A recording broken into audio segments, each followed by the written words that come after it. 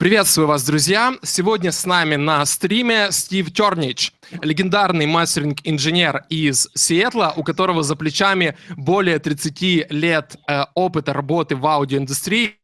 Он сделал невероятное количество шикарных мастер-треков, невероятное количество альбомов.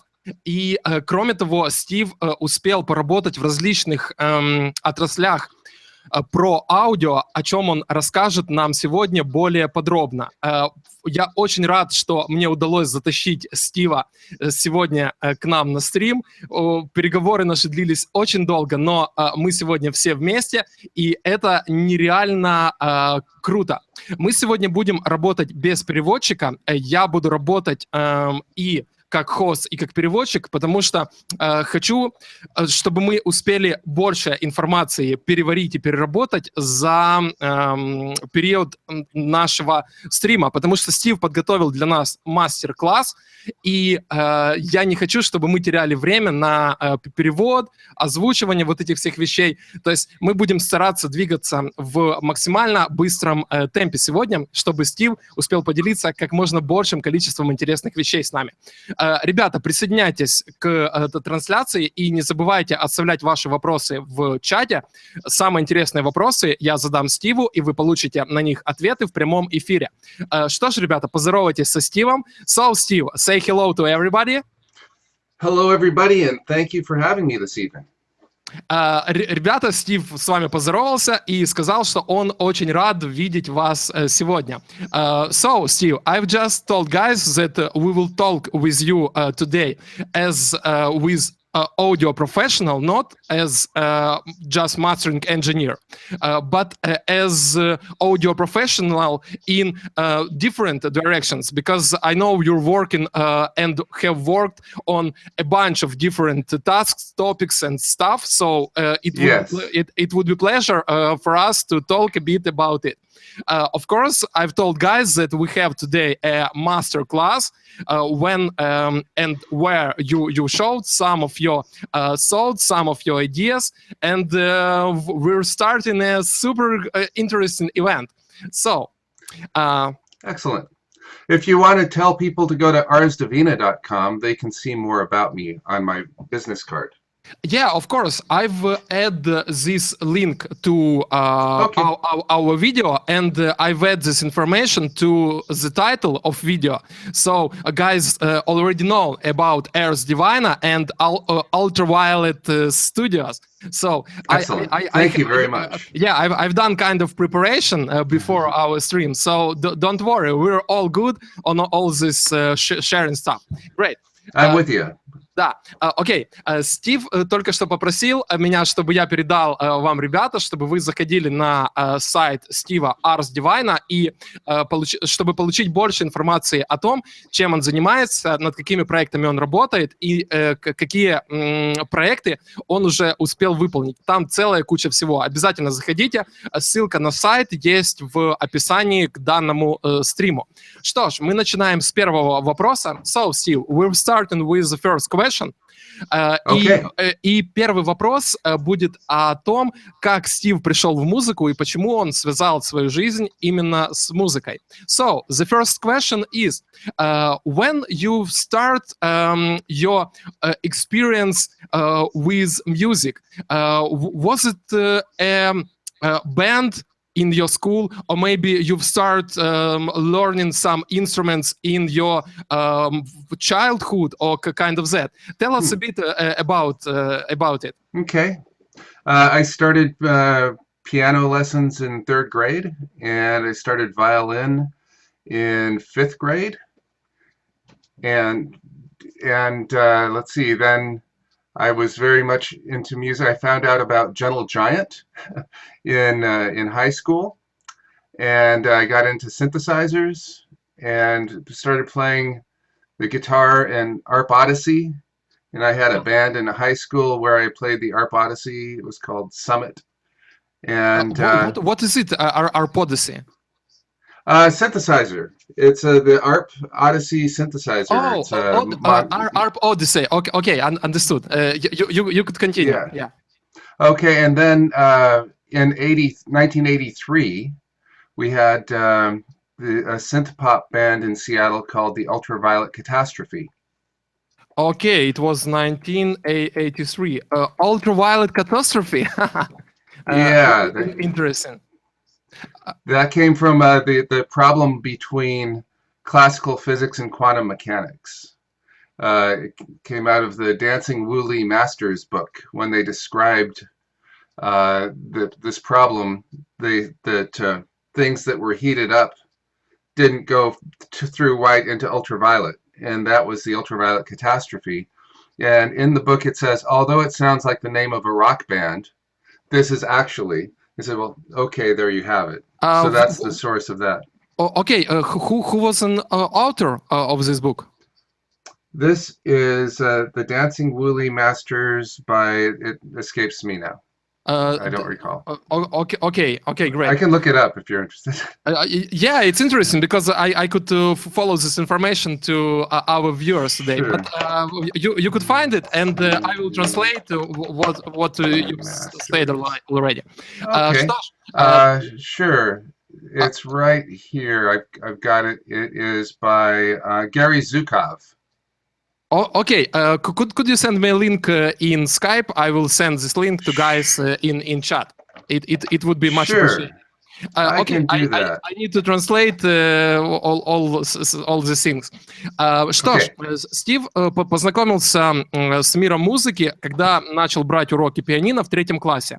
С 5 класса он начал брать уроки скрипки. А когда он был в старшей школе, он увлекся игрой на гитаре, на клавишных.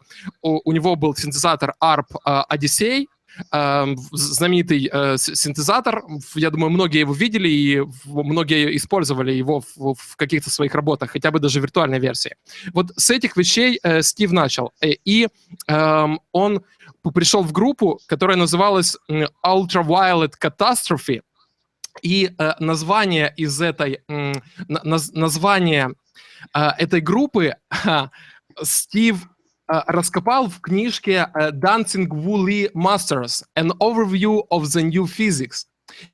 Я сброшу ссылку на эту книгу в чат сейчас, то есть вы, ребята, сможете познакомиться с этим всем.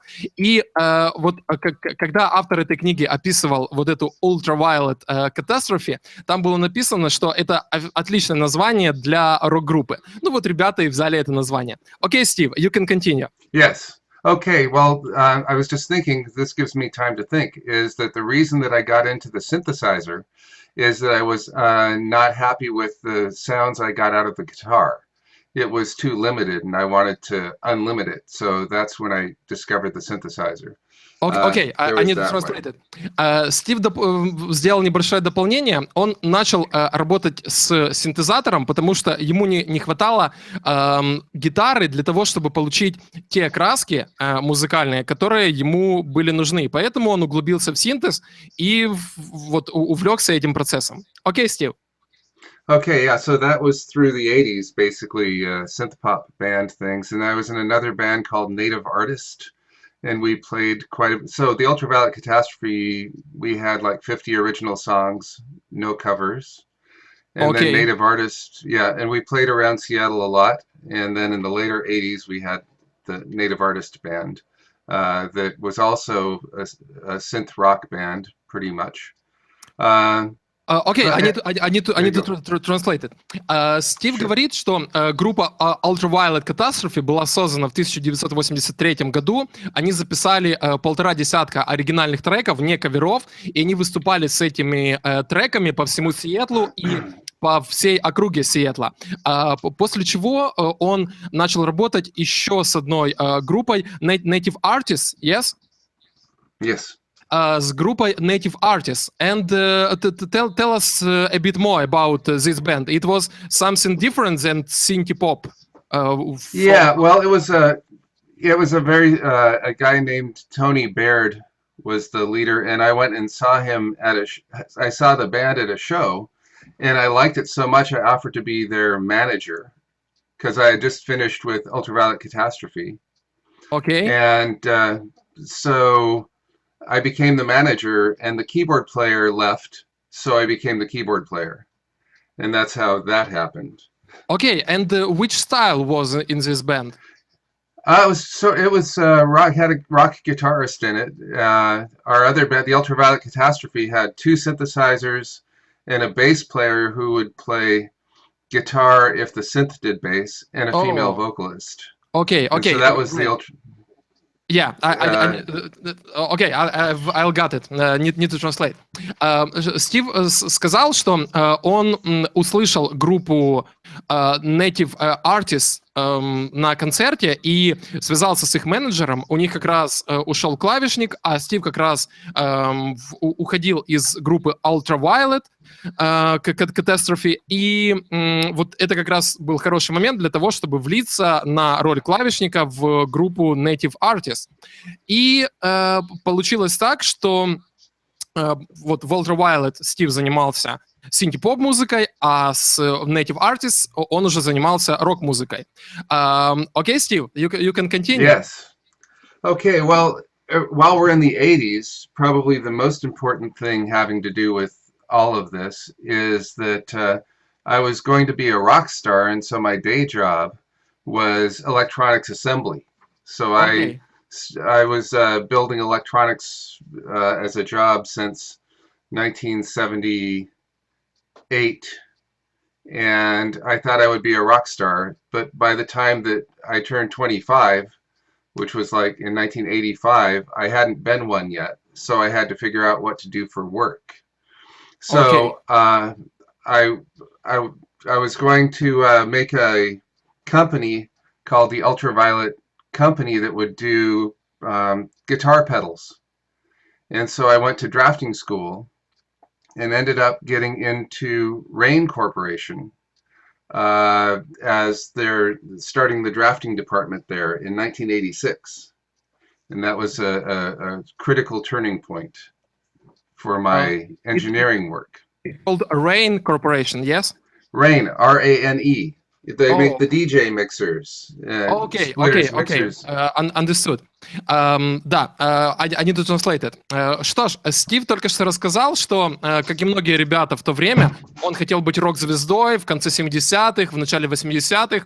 Это занимало основные его мысли, и поэтому он смотрел, работал в разных группах, но к 25 годам, это было середина 80-х годов, он понял, что ничего с этим не получается, он как-то не срастался с группами, группы не вырастали до нужного уровня, и он, чтобы зарабатывать какие-то деньги, все больше времени начал уделять работе с электроникой. То есть, насколько я понял, он создавал электронные схемы, электронные цепи, и в 86-м году он пришел на работу в Rain Corporation. Это компания, которая изготавливала аналоговые диджейские пульты, диджейские консоли, и вот это был какой-то вот поворотный момент в его жизни, в его карьере. Я немного сегодня буду подвисать, потому что я смотрю и в чат, и пытаюсь переводить, поэтому, ребята, сильно на меня не злитесь из-за небольших зависаний. Но я надеюсь, с этим никаких проблем не будет. Okay, Steve, so it was kind of a big point in your life and in starting of your career as a audio professional, isn't it? That's correct. That's absolutely right. So I was with Rain for 11 years and did many, many things. And I went from Rain to a place called Pavo, where we did MIDI tools. And also Pavo, yeah, and it also turned into Digital Harmony, where we put audio onto FireWire. I worked with Bob Moses, who is now the executive director of the Audio Engineering Society. He actually worked at Rain. He came to Rain in 1987 with me, and we worked together. And he went off and wrote a book called Digital Projects for Musicians with Craig Anderton. And it made MIDI tools, and so we designed MIDI tools, and then he was the first person to put audio on FireWire, and so we worked in FireWire, and that went until 2001 when everything crashed. Okay, his name is Craig? No, Bob Moses. No. Craig Anderton. Craig Anderton. He's Anderton. So this guy with whom you worked on Rain, and then you worked on Firewire kind of stuff. Yes, Craig. That's Anderton. Bob Moses. No. Oh. Craig is Craig did Electronic Musician magazine. He's an author of many things, but okay. Bob is the key guy I was working with. Bob Moses. Yes. That's right. Okay. That's right. And I'll back up a touch. While at Rain, I was wondering what mastering was. And Rain had we may want to get rid of the last thing. Rain had an engineering library for me to read about what mastering is. Okay. And none would tell what actually mastering was. It would go up to that point and then say send it to a mastering engineer, and then come back and tell the rest in detail, but nothing ever said what mastering was actually in the engineering library at Rain in 1997. And eventually someone, a good friend of mine, said, oh, I know what mastering is, but I'll let this happen after the translation if you'd like. Okay, great. How many years you was on Rain? 12 years, yes? 11 years. 11 years. Yeah. Окей, great. Что ж, Стив только что коротко рассказал о достаточно большом участке его жизни, его карьеры. В 1986 году он начал работать в компании Rain, и где-то в то же время к этой компании присоединился Боб Моузес, с которым Стив работал над кучей проектов, и в какой-то момент Стив начал работать с компанией Pavo, которая разрабатывала различные MIDI-контроллеры. То есть Стив углублялся в инжиниринг, и в какой-то момент вместе с Бобом Мозесом они начали работать с протоколом Firewire. То есть, насколько я понял, Боб был первым человеком, который отправил аудио через Firewire. И вот над такими вещами Стив и работал. В то же время он встретил Крейга Андертона, который был одним из основателей журнала Electronic Musician, и они также вот начали очень много различных проектов делать по аудио. И Стив рассказал, вот в этой точке он начал интересоваться мастерингом, потому что в библиотеке технической компании Rain было очень много литературы, в которой рассказывалось о мастеринге, но фишка была в том, что вот этот фрагмент, что такое мастеринг, был упущен. И в какой-то момент Стив захотел узнать, что это такое, и он встретил друга, который ему и сказал, что расскажет о мастеринге. Who was this guy who just start talking with you about mastering?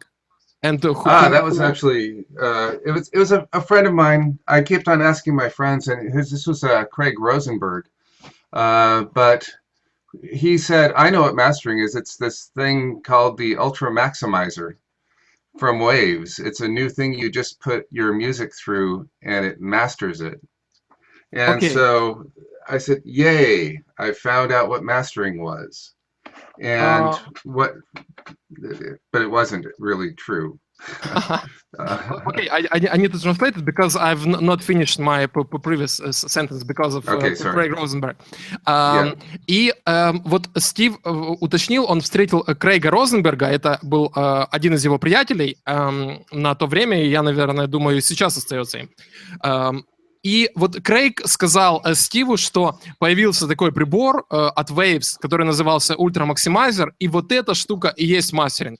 И Стив тогда, вау, вот, я теперь понимаю, что такое мастеринг. Но он сказал, что на самом деле Ultra Maximizer это не был мастеринг. Okay, Steve, you can continue. Okay, so it turned out that Michael Stein of Chucky Boy Records got in touch with me because I had a Color Twigs original masters, and he wanted to put out a CD of this. And he came over and we recorded my VHS hi-fi tape, which I had of the original master, onto DAT, and it was sounding terrible.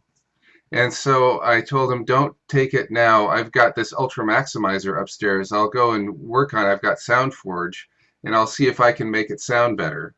And so I put this music through, and all it did was make everything sound much worse. If it was tinny, it was more tinny. If it was boomy, it was more boomy. If it was noisy, it was more noisy. I said, well, this is crazy.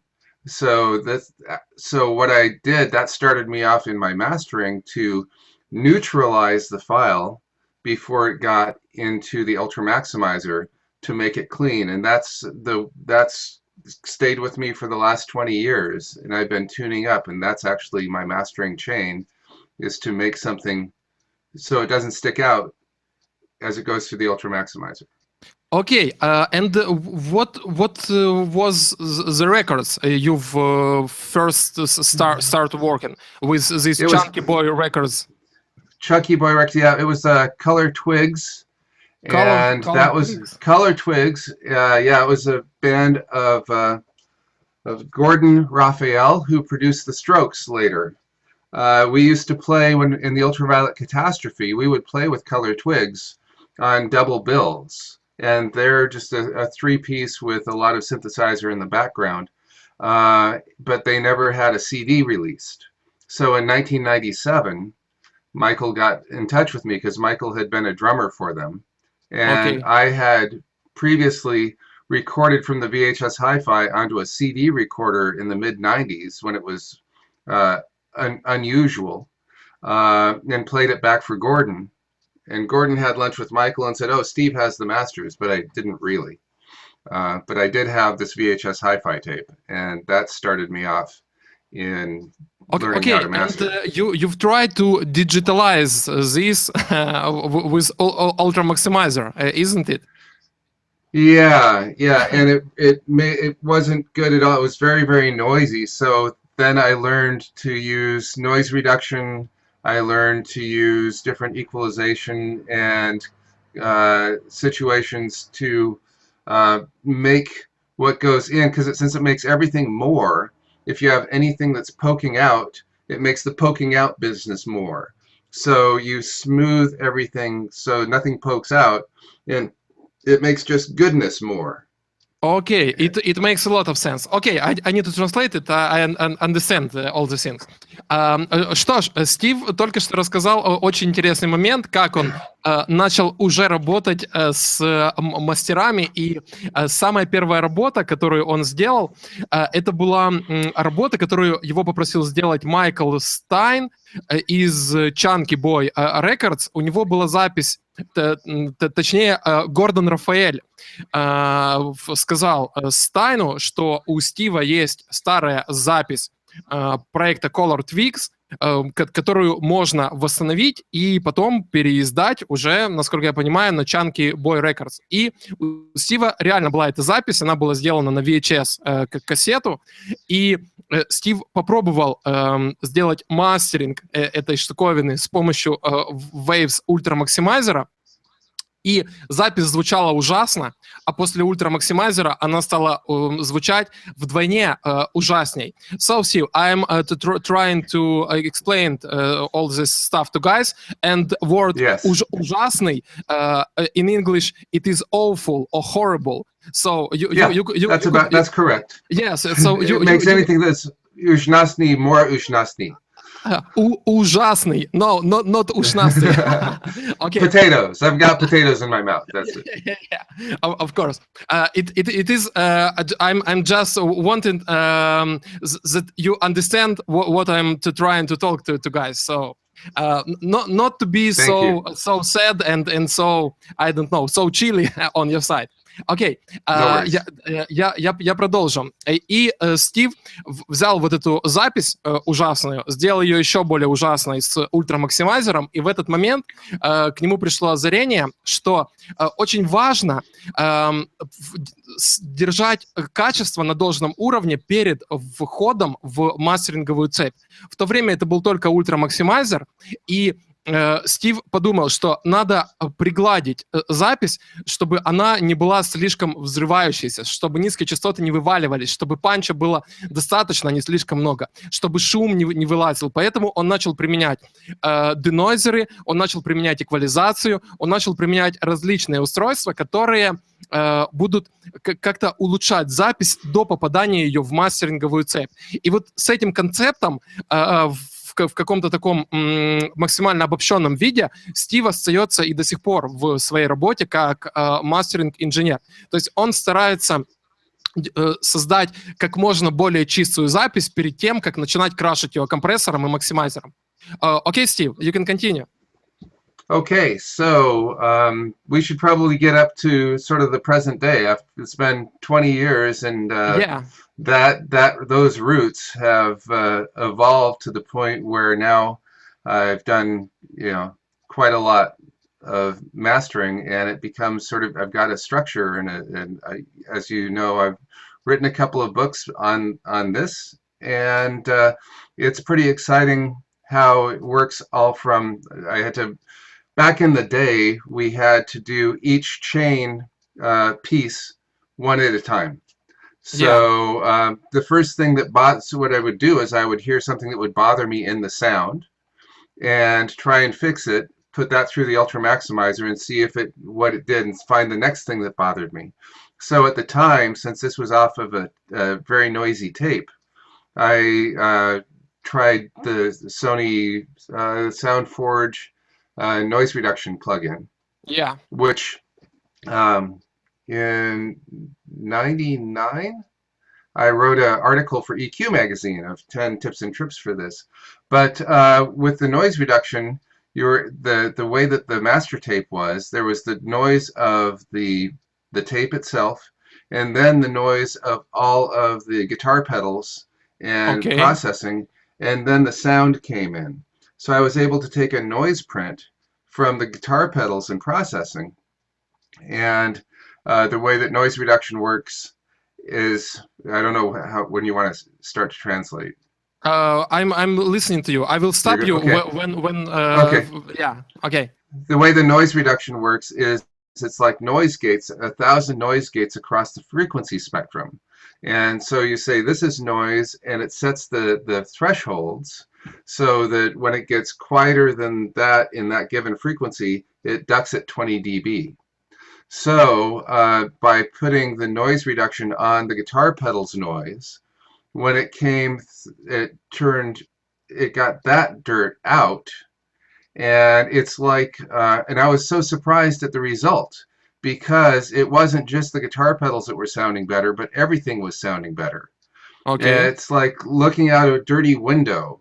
If you look out a window and the window is dirty, then the sky is dirty, the trees are dirty, and the car is dirty. You clean the window, and the car is clean, the tree is clean, the sky is clean.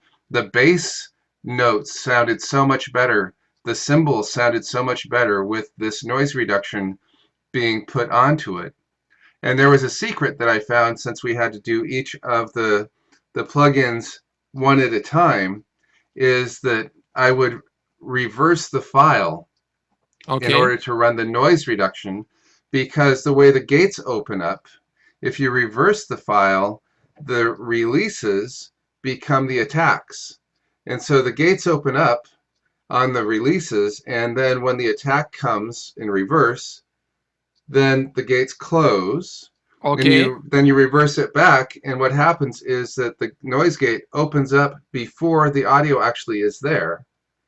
And so it's remarkable how that works. So I heard a lot of things in reverse at the time. I can't do that anymore because we have them all going at once. But that was a trick. Yeah, cool, interesting. I need to translate it. Стив только что рассказал, что он начал вырабатывать свою технологию вот в старые дни, когда он только начал работать с SoundForge и начал делать мастеринг. Он пытался исправлять проблемы файлов одна за одной. И вот первые две проблемы, с которыми он столкнулся, это то, что у него есть шум ленты VHS и шум гитарных педалей. И Стив делал интересную технологию. Он делал принт шума гитар и потом обучал SoundForge этому шуму. И noise reduction в SoundForge работал таким образом. Он работал как noise gate, вот, к которому мы привыкли сейчас, а не как denoiser.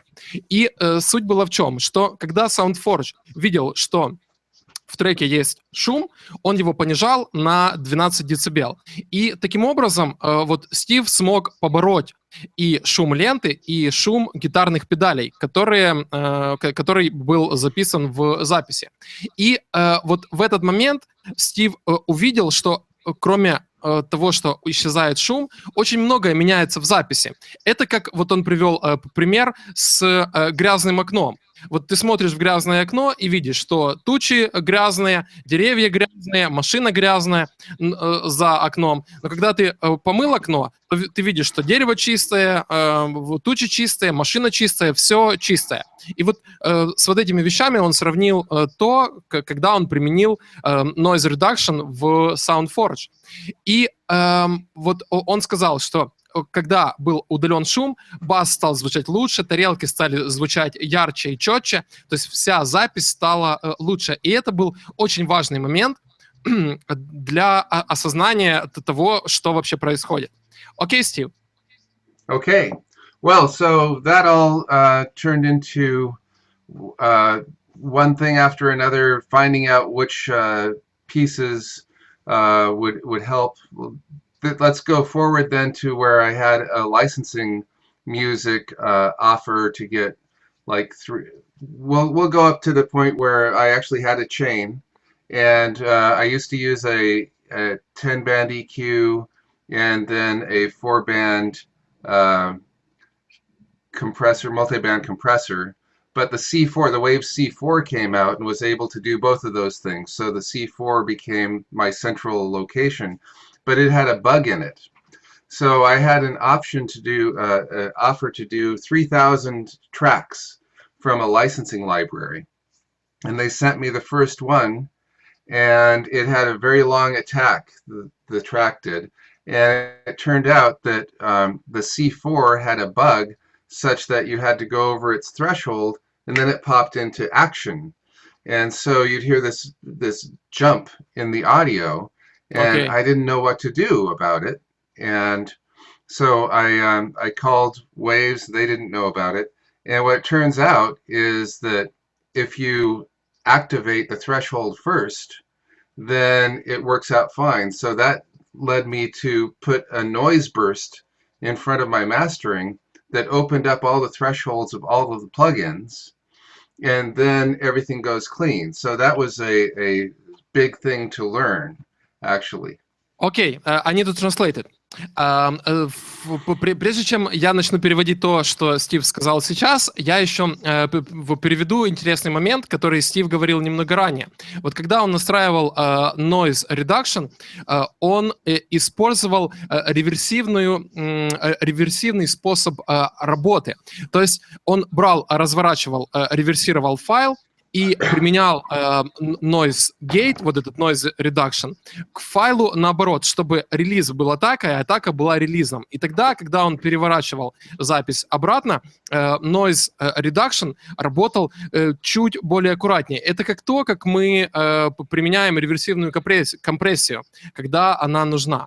И вот вслед за noise reduction Стив начал смотреть дальше, то есть шум был удален, он начал применять 10-полосный эквалайзер для того, чтобы убирать какие-то вещи, которые ему не нравились в записи. И на тот момент только вышел Wave C4, который был и компрессором, и эквалайзером одновременно. То есть он выполнял две функции, которые на тот момент нужны были Стиву для мастеринга. И C4 стал каким-то центральным элементом в его мастеринговой цепи. Но проблема заключалась в том, что в C4 был баг. То есть вот когда мы его включаем, запись идет, и как только запись превышает порог срабатывания, то получается очень большой скачок громкости. И непонятно, что с этим было делать. Стив обращался в Waves, они без понятия были по поводу этой проблемы. И Стив придумал обходной путь для решения этой штуки. То есть прежде чем включить аудиофайл, который нужно было отмастерить, он добавлял небольшой фрагмент шума, который должен был открыть все thresholds, то есть все пороговые уровни на C4, чтобы убрать воздействие вот этого бага. Okay, Steve, I need to ask you, this bug is still there, still in C4, or it I don't already think fixed? so. I don't think so, but the benefit of the start noise, it turned out it's sort of a pink noise. It turned out that because I have 2 seconds of pink noise at the beginning of every mastering piece, it tells me exactly what the mastering chain is doing, whether it's louder or softer or brighter or boomier. And so, and I'll be able to show you that when we get into demonstrating the mastering. Into the practical part of all of the things. Yeah. Okay. So it became a big benefit.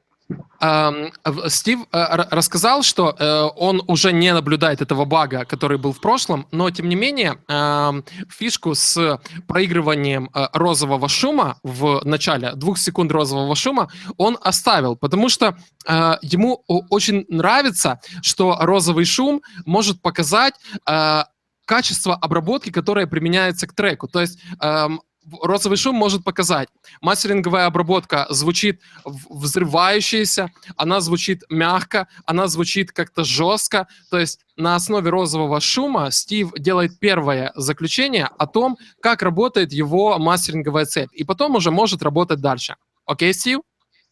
Okay, yeah, so where would you like to go from here? Yeah, okay, I have several questions before practical part, and then we will start.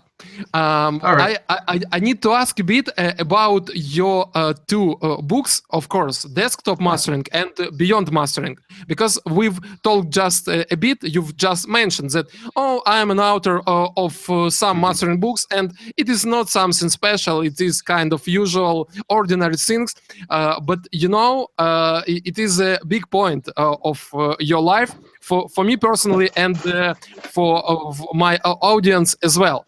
Вот, ребята, сейчас Стив показывает книгу Desktop Mastering, это одна из его книг. And have you Beyond Mastering on your room as well?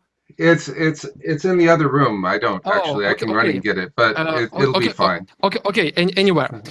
Я сейчас спрашиваю Стива о том, чтобы он немного рассказал о книгах, которые были им написаны. Это книга Desktop Mastering и Beyond Mastering.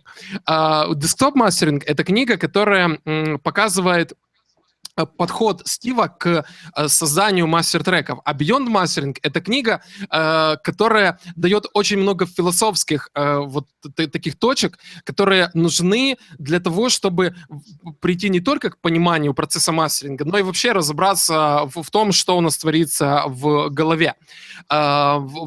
Я когда начал ее читать, мне показалась эта книга какой-то немного сектантской, потому что в ней очень много вот таких моментов, которые настраивают твое сознание на какие-то вещи. Но на самом деле никакого сектантства там нет, а эта книга как раз полезна для инженеров. И Стив сейчас немного об этом расскажет. Okay, Steve, I've just translated my question to guys. Okay. И wait a second.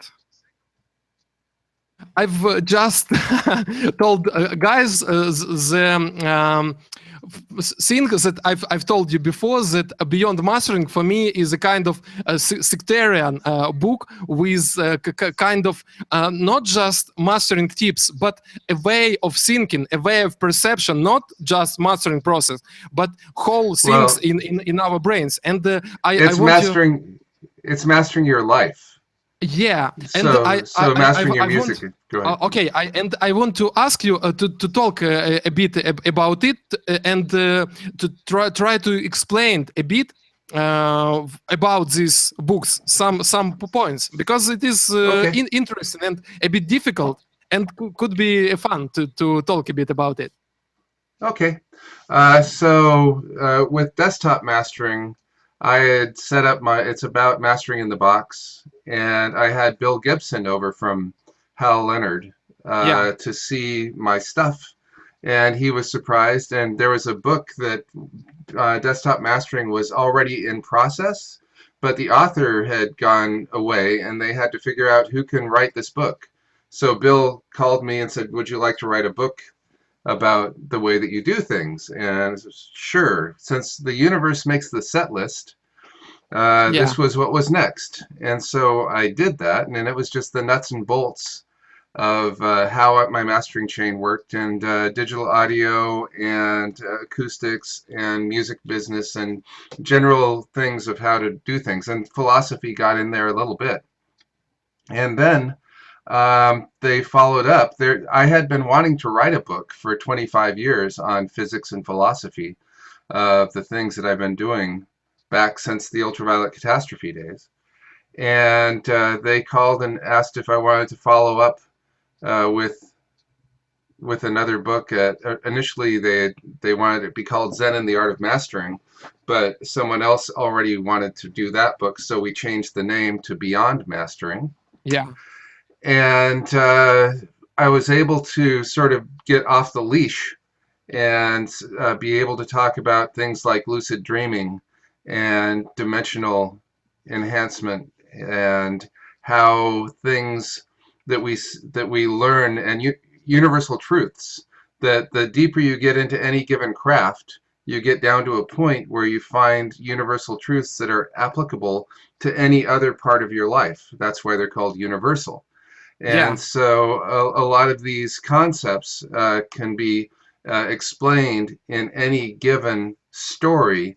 The actual truths behind them are the same things. So finding those things is pretty much what Beyond Mastering tries to do. Окей, great. I need to translate it. Стив только что немного рассказал о своих книгах Desktop Mastering и Beyond Mastering. Касательно первой книги Desktop Mastering,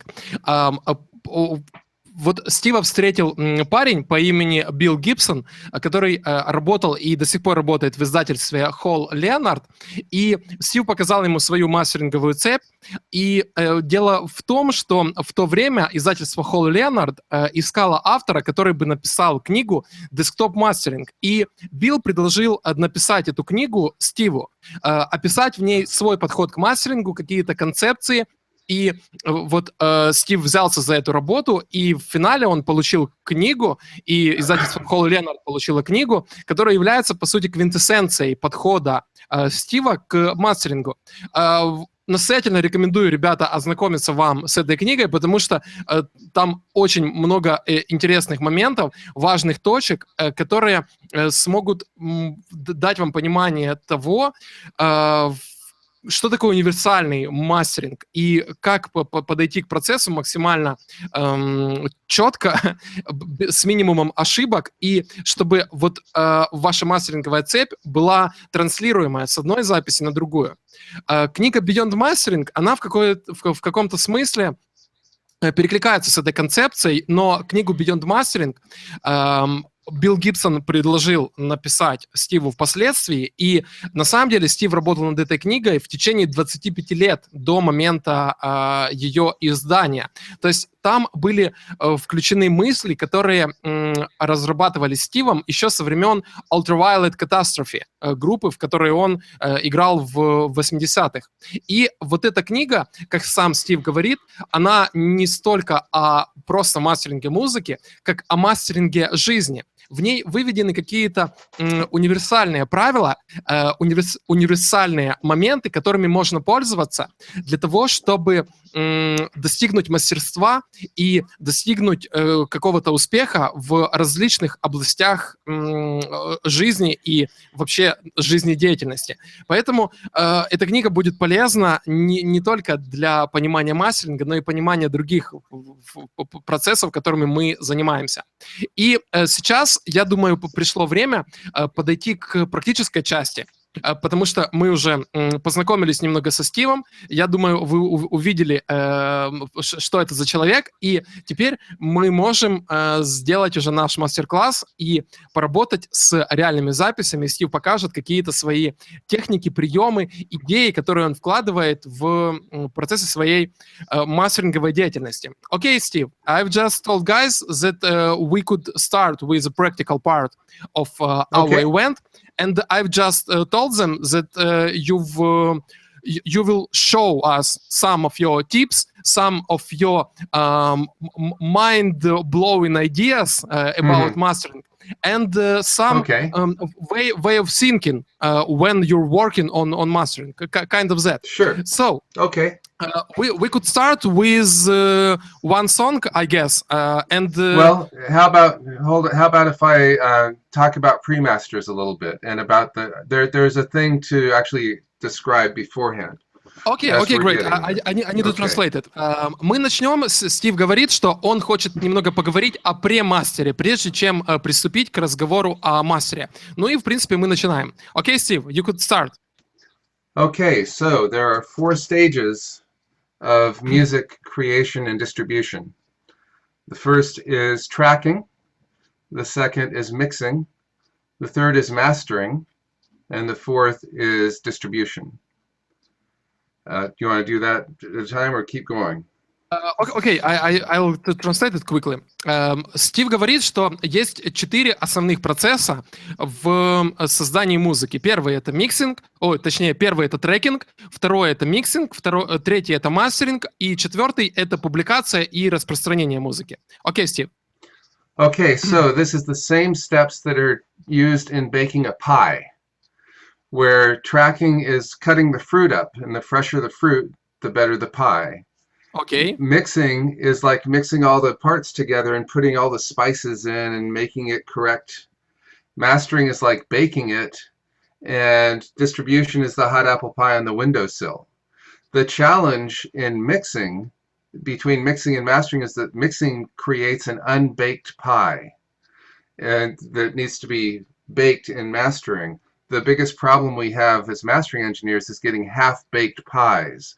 If your pre-master sounds like it's ready for the radio, then it's probably not ready to actually be mastered. Okay, I need to translate it.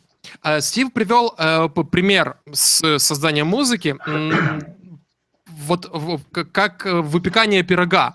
То есть для того, чтобы выпечь фруктовый пирог, нам нужно нарезать фрукты, это трекинг, нам нужно соединить фрукты с тестом, чтобы получить пирог, это миксинг, а мастеринг, по мнению Стива, это процесс выпекания пирога в духовке, а публикация, соответственно, это когда мы достаем пирог и выставляем его на витрину. Но какая существует проблема? Очень часто на мастер приходят треки, которые являются полупропеченным пирогом. То есть, когда на премастере уже сделана какая-то обработка, и трек является, по большому счету, готовым к трансляции на радиостанции. Но такой трек не готов к мастерингу. И, соответственно, мы имеем полуготовую запись, а не готовую. Окей, Стив? Okay, so the appropriate pre-master will be 24-bit and minus 9 dB on peaks. And I will show you why that is. And so if you want to do that, we can go and I can... Окей. Стив говорит, что на премастере мы должны получить трек 24-битный с пиками в районе минус 9 дБ.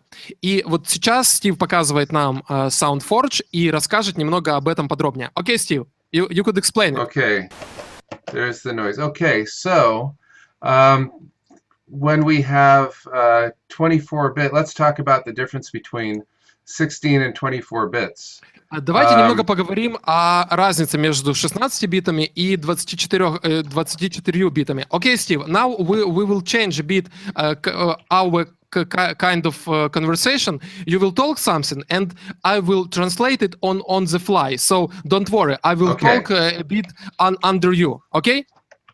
Okay, so we have this is a 24-bit file, and if you look up here, you see that the these very low soft things are still very high numbers. If we go to 16-bit and just change it. Мы сейчас видим 24-битный файл, и вы видите, что он довольно гладкий. Но сейчас Стив переключится на 16-бит. Okay, so with a 16-bit file, what we're seeing here are different levels, and there are 65,000 potential levels, 65,536 potential levels that a 16-bit file can have. So they're very small. But with a 24-bit file, you have 16.7 million potential levels that any given sample can fall on. So what that means is that you can make the audio much softer, because I need to be able to turn things up as well as turn things down. Because a 16-bit file is the equivalent of a 24-bit file reduced by 48 dB. Окей. Окей, I need to translate it.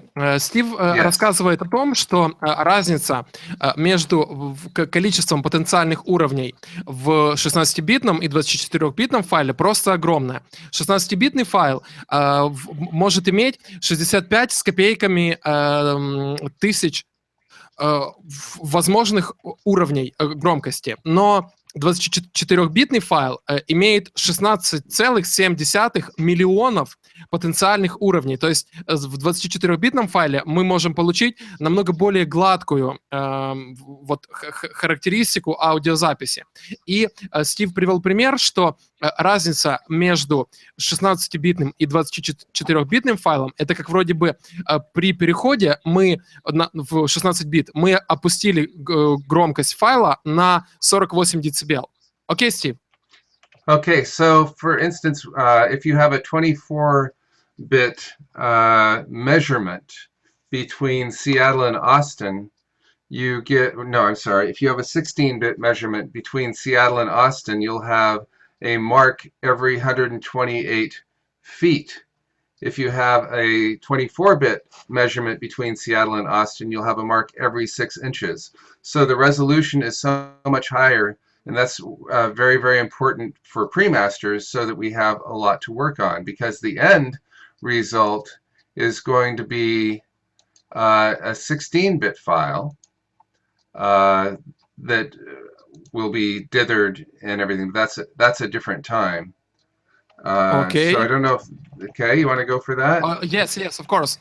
Стив только что привел пример, что если взять расстояние от Сиэтла до Остина и представить, что это 16-битный файл, то точки, вот эти, которые мы видим на экране Стива, будут располагаться на дороге каждые 128 футов. Но если мы возьмем 24-битный файл и представим это как расстояние от Сиэтла до Остина, то точки будут располагаться каждые 6 дюймов. То есть разница в детализации просто сумасшедшая. Окей, Стив? Okay, so the other thing is that if you have a 16-bit file, so here's that file that we just saw as the pre-master here. Looks like that, very, very small.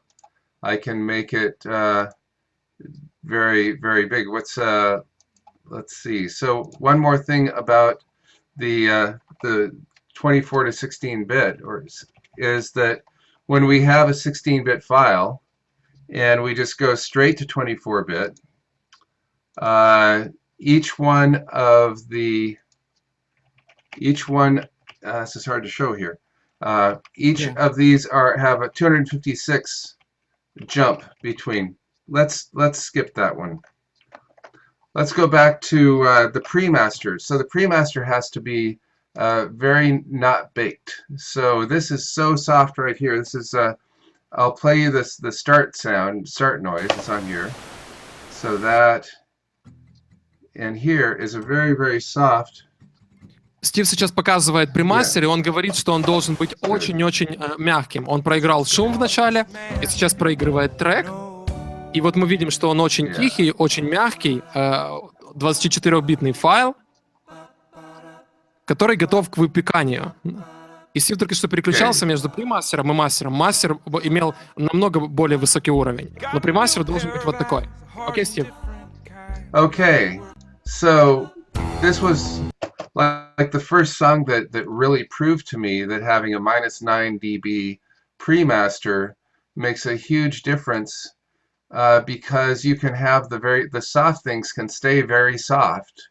So let's talk about dynamic range for a second, actually. Dynamic range is critically important here. Okay. The classic definition of dynamic range is the distance between just above the noise floor and just below clipping.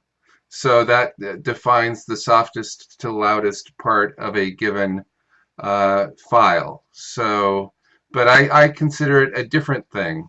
My concept of dynamic range is how soft are the softest sounds while the loudest sounds are happening. So poor dynamic range, the softest sounds are almost as loud as the loudest sounds, and there's really no difference between them. Okay. Yeah, I need to translate it.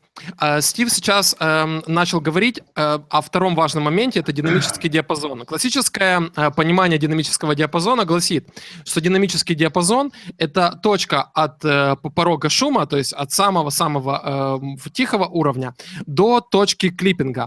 Но Стив понимает динамический диапазон немного по-другому. Для него это разница между самым громким уровнем в треке и самым тихим. И вот Стив говорит, что современные мастера имеют очень небольшую разницу между самым громким и самым тихим участком. Но, насколько я понимаю, это его не устраивает. Он сейчас расскажет об этом подробнее. Окей, Стив, you can continue. Okay.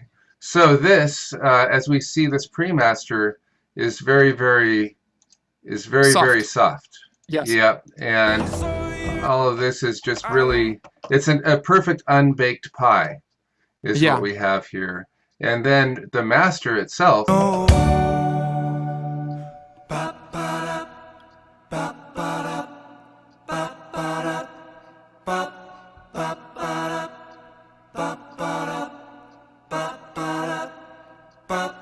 Got a new pair of eyes, a heart in different kind. They work much better. They make me stronger. Got a new set of plans, got nothing to hide. State for the record now. Here, it's coming here. Let's listen to the loud part.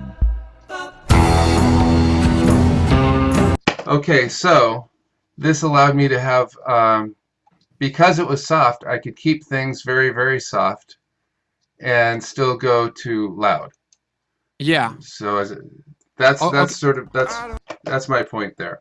Окей, Стив только что рассказал о том, что когда у него есть очень мягкий премастер, вот который мы сейчас видим, он может добиться очень высокой громкости, но при этом достаточно широкого динамического диапазона.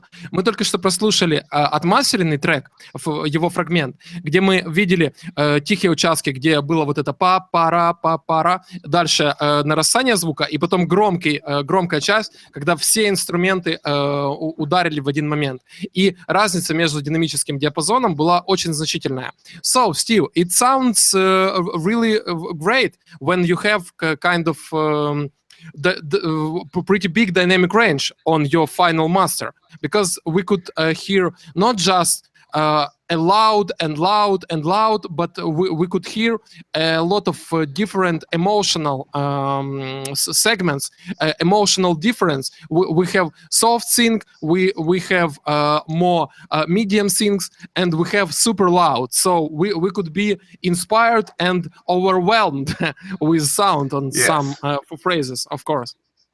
Yes, so there's that. So this is when we get a good pre-master, like this is the right level of a pre-master. This is in 9624-bit as well. So this is a guy, Spencer Carlson. I'll show you the mastering of this. So here, it's just a singer-songwriter with an acoustic guitar and vocals. His name is Spencer Carl, yes? Carlson, yes, Spencer Carlson. Спенсер Карлсон, окей. Стив сейчас покажет нам мастеринг трека Спенсера Карлсона. Этот файл был и оригинально сделан в 96 кГц, 24 бита. И вот Стив сейчас покажет, как он с ним работал. Окей, Стив. Okay, so now this is the mastered version of that same file.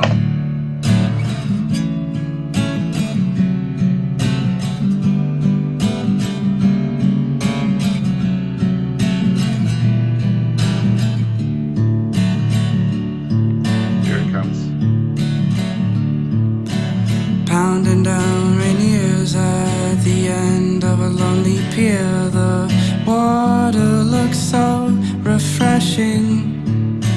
Okay, let's listen to the little beginnings of that here. Let's go at the same place. Мы сейчас слушаем разницу между премастером и мастером. Сейчас это мы слушаем премастер. So what we've done is we've taken everything and made it more. And because it doesn't have a lot of sibilance that I had to take care of, you know, all of these things, you take care of boominess, you take care of sibilance, and give it to the Ultra Maximizer, and it makes it bigger. But bigger in a good way because it has appropriate input. So with appropriate input, you have output, right? Okay. So let's go back over to, shall we go over and look at actually the master here? Cool. And I need to translate it a bit. Sure. Стив только что рассказал, что разница между премастером и мастером, в его понимании, это когда вещи делаются больше. Все вещи в треке, которые мы слышим, делаются больше, но больше в хорошем смысле. И вот мы услышали разницу между премастером и мастером, где каждый вот хороший элемент трека стал больше. И вот сейчас Стив покажет нам процесс, который он использовал для мастеринга этой песни. Okay, Steve, you could start talking. Okay, cool. So to master, I actually use Studio One, and the thing that made this good is that when I used to use SoundForge, I went over to the new version of Windows, and it wouldn't allow VSTs in here. When I used to master in SoundForge, I would take a full audio chain, bring in 44.1 24-bit WAV files, master them, and end up with a 44.1 16-bit WAV file because I'd use the Ultra Maximizer to do the dithering and noise shaping down here. But now, since I'm using, do you want to go do that? No. Since I'm using, since I'm using Studio One now, and I've had a conversion in the last couple of years about sample rate and high-res audio, and how it really, there does make a big difference with higher res audio. I'm now mastering in here, keeping things to 24 bits, and then generating it out in the project. Here is where the dithering and bringing back to 44.1 to 16-bit comes, because even from here I can take 9624 and render them out. So I can render out anything from my highest resolution audio down to even MP3s if we wanted to, but I do that in a different place. But this is, Go ahead. Стив сказал, что раньше он работал в SoundForge, но сейчас он работает в Studio One по нескольким причинам. В SoundForge в старых версиях на Windows он не мог использовать VST-плагины, а также SoundForge работал, насколько я понял, только с файлами в 44.100, с частотой дискретизации 44.100, и Стив мог только двигаться между 24 битами и 16 битами. А в Studio One он может работать с файлами в высоком разрешении, в 96 кГц и больше. И вот Стив показал, что он переключается между двумя вариантами отображения. Он делает мастеринг в окне Song, а в все вот эти сонги в альбоме, которые он делает, он собирает в окне Project, и здесь уже применяет дизеринг и использует конвертацию в нужный формат. То есть вот сейчас мы видим, что файлы 9624 конвертируются в 44100, 16 бит. Окей, Стив? Okay, so the other thing that's nice about Studio One, besides being able to render out at any given place, is that you get to, it gives you the dynamic range of each of these files. So here, Takes him out, and it lets you see takes him out. between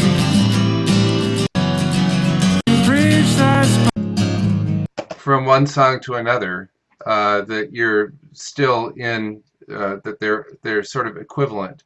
So up here, if we look at the loudness information, the dynamic range is 9, and then here it's 10, and here it's 10. So everything is keeping with a pretty steady dynamic range across this particular album. Yeah. So it helps us look at that. It helps me onto the look at the overall, if there's anything weird going on, as sort of a guarantee. I'll render these out, and then I assemble them. I do tops and tails in SoundForge, and then assemble in CD Architect. But we can go back down to mastering. Feel free to pass that along. Окей. Стив только что рассказал, что он очень любит окно Project в Studio One за окошко Loudness Information, в котором можно получить данные по каждой песне, добавленные в этот проект. И вот Стив переключается и показывает, что динамический диапазон он держит в каком-то одном значении, вот 9-10 для всего альбома. Это очень важно для того, чтобы получить звучание альбома, а не звучание отдельных треков в альбоме.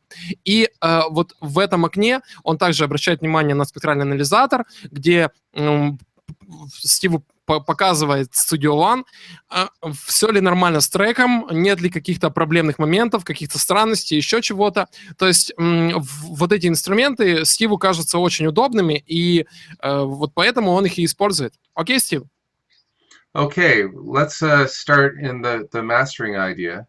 So the first thing we'll hear is the start noise. Here, I'll turn off the mastering chain. So Okay. the stereo pre-master goes into just the one track. I don't use anything more than that, even though it's made to be mixing application. And I put all of the plugins on this one track. So as we hear that little noise that you just heard, Yeah, of course. now if we turn on the mastering chain, and the difference is what the chain is doing. So Okay. and it also makes the thresholds here. If we go back here again, it makes the thresholds happen. So everything's ready. It used to be with the C4, as I was telling before, it would be sort of ducked way down here until something triggered it, and then it would pop up. Now it doesn't do that anymore, so that's good. Окей, I need to translate it. Стив Yes. показывает, что он делает мастер треков в отдельном окне Song, и он использует обработки не на мастере, а прямо на треке. И вот для начала он добавляет всегда кусочек шума, как мы говорили ранее. И вот сейчас мы послушали. Стив включил кусочек шума до обработки, а потом мы послушали его после обработки.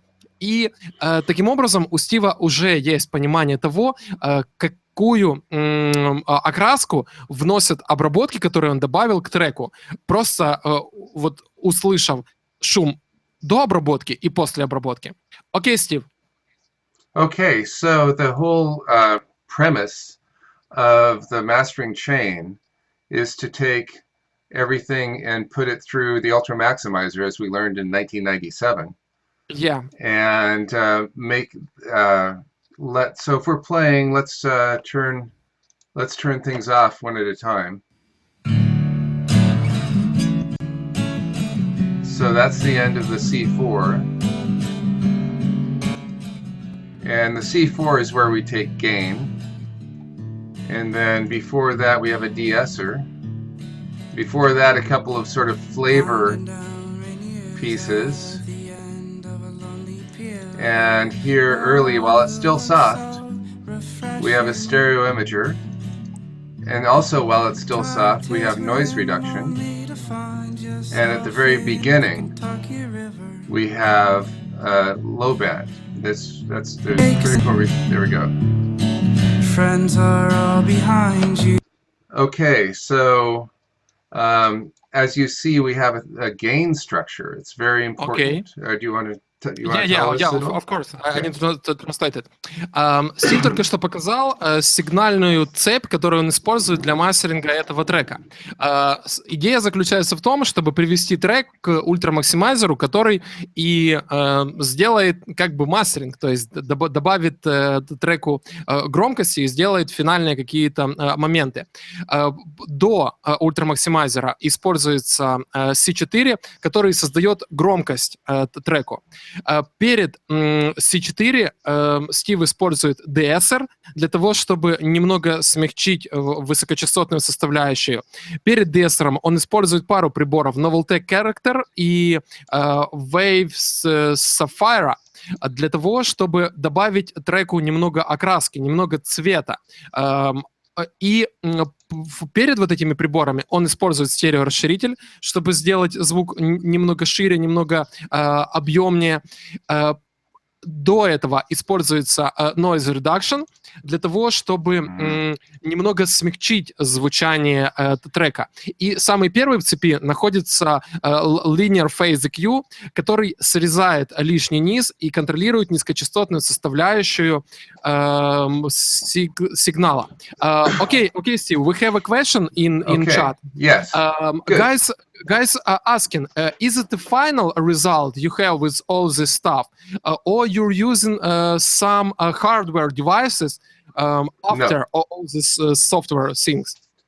No, this is purely mastering in the box. Everything, that's why desktop mastering is called that, is because we're completely in the box, and this is how this works.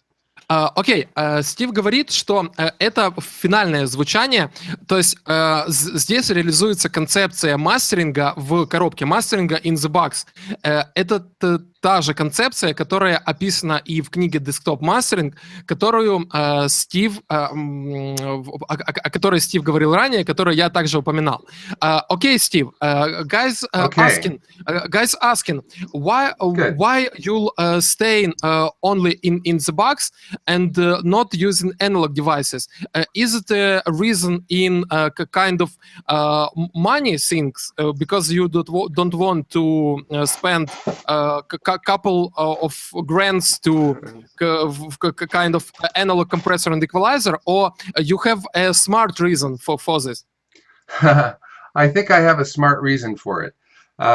Should I go back to talking into the picture, or you can hear it here? Yeah, we could talk here as you wish, because if you need to show something, you could show. But if you want to talk, you could back to your face and answer this question. Let's do that for a second here. So here's so here's the deal: is that when you go into a mastering chain out of the box, you're going whatever the electronics are from, first of all, your digital to analog conversion. So your converter will make a difference, and then all of the pieces will make a difference, and then you go into your analog to digital conversion again and probably do a few more things. So that makes where you are and your equipment absolutely important to this. So that's where $1 million studio comes in handy, because everything has to be perfect. Whereas if you do everything in the box, you are only changing that file one time in the way that you intend to, rather than all the unintentional changes that are happening from maybe a noisy component or something. And you can make that same change anywhere in the world with the same settings for the same file. Whereas out of the box, wherever you are, it's going to have that fingerprint of whatever it is, which is why a lot of the mastering engineers have they wouldn't want to go somewhere else and master. Yeah. And again, my monitoring, I've been with these same speakers since 1992, so I know them very well. They're the JBL 4208s with titanium dome tweeters, so I get good sounds. But that's one of the other reason is that when I started in '97, I didn't have money and I just needed to do this thing, and I figured out how to make it work, and it turns out that it did. Oh, okay, great. I need to explain it, and you could switch and to thinking about how to continue. Okay. Yes. Sure. Да, я только что задал Стиву провокационный вопрос, почему он использует только цифровые обработки и не использует железо. Это из-за того, что он не хочет тратить деньги на железные обработки, или для этого есть какая-то разумная причина? И Стив говорит, что на самом деле для этого есть разумная причина. Когда мы покидаем цифровую среду, нам нужен ADDA-конвертер для того, чтобы прийти в аналоговую среду и обработать наши записи уже с помощью аналоговых приборов. И вот в этом находится в этом моменте мы получаем опасность, потому что очень многое зависит от технического состояния приборов, через которые мы будем прогонять и прорабатывать наши записи. Стив говорит, что вот именно по этой причине мастеринговые студии на $1 миллион стоит именно столько, потому что там нужно все держать в максимально качественном, максимально работоспособном состоянии. Потому что в аналоговой среде может появиться шум, могут появиться любые другие искажения и проблемы. Но когда мы находимся в цифровой среде, тогда этих никаких проблем нет. Мы выходим в аналог только когда делаем принт или финальный экспорт нашего файла. И еще пара моментов очень важных, о которых сказал Стив, это то, что когда мы находимся in the box, мы можем применить наши настройки в любой точке мира. С мастеринговой студией аналоговой это невозможно сделать. Кроме того, Стив говорит, что он очень хорошо изучил свой мониторинг в качестве мониторинга с 1992 года. Он использует колонки JBL 4208, и он их очень хорошо знает, и поэтому он ориентируется, как записи будут звучать хорошо, как записи будут звучать плохо в этой ситуации. И важный момент, на котором он обратил наше внимание, это то, что когда он начинал работать в мастеринге, то у него не было денег на все вот это дорогое аналоговое оборудование, и он начал работать с плагинами, и в какой-то момент он нашел очень качественный способ работать с этими приборами, которым он пользуется и сейчас, даже в тот момент, когда он может купить себе любое аналоговое оборудование. Okay, Steve, we could continue. Okay, good. So let's start at the beginning. Yeah, guys asking while you cutting a bass, and I guess it is a point where you want to start talking about. That's exactly right. So what we have here is, let's talk about DC offset. So what we have is, if we go here to a pre-master, and we see, here's just the little noise beforehand.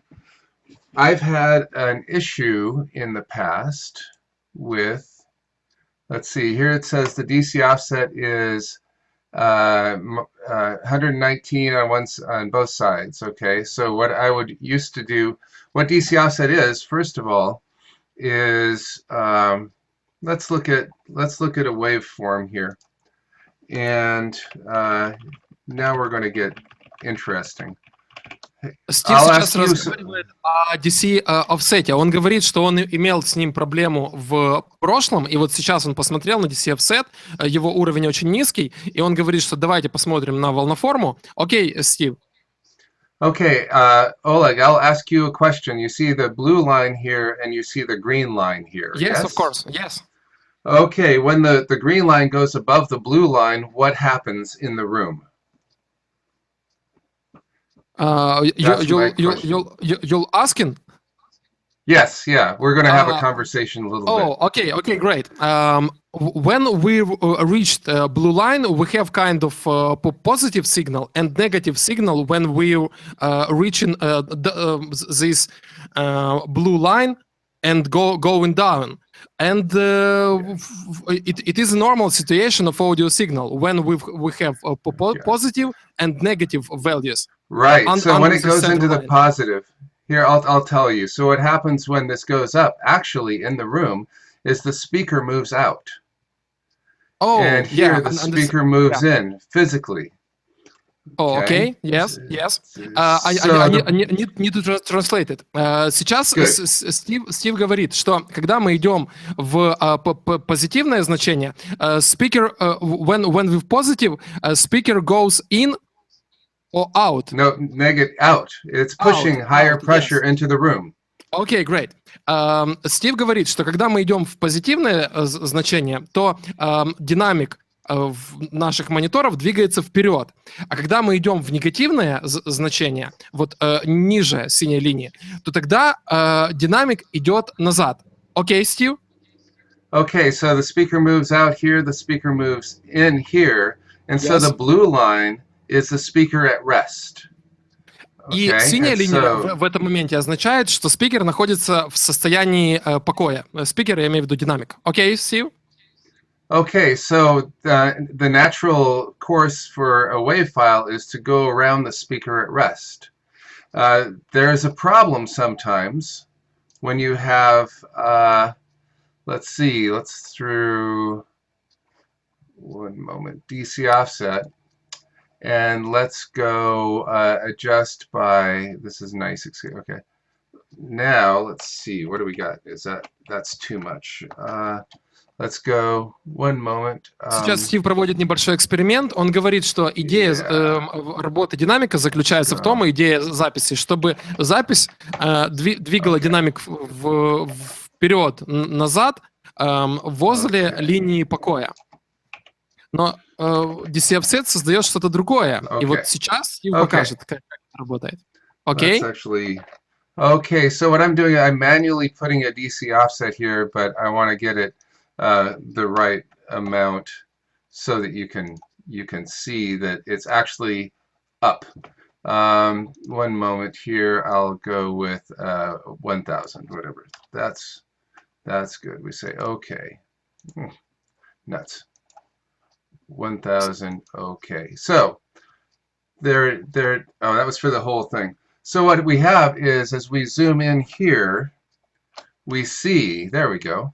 Yeah. We see that it's no longer going around the speaker at rest. Okay, it's now pushed to the up area now instead of going around. So this has a similar thing in when you go up an elevator in a big building and your ear needs to pop, that's a pressure on one side and not on the other. So when you have DC offset, your speakers feel like your ear needs to pop. Okay, great. Okay. Yeah, I need to translate it. Стив только что добавил DC Offset вручную. Вот мы сейчас видим, что теперь сигнал находится не на синей линии и двигается то вверх, то вниз, а он находится только в верхней части. So, it looks like on this situation, we could force the speaker to be out, not in, just to be out. Well, what happens is that it's not along its center side. So what if we have a problem like this, where we take the DC offset of 1,000 and take another DC offset of minus 1,000, for instance, or minus 10,000. I've had files like this. Let's say, okay, there we go. So one goes up, one goes down. And when we select it, it used to be that I would find out what the DC offset was for the file and then put in the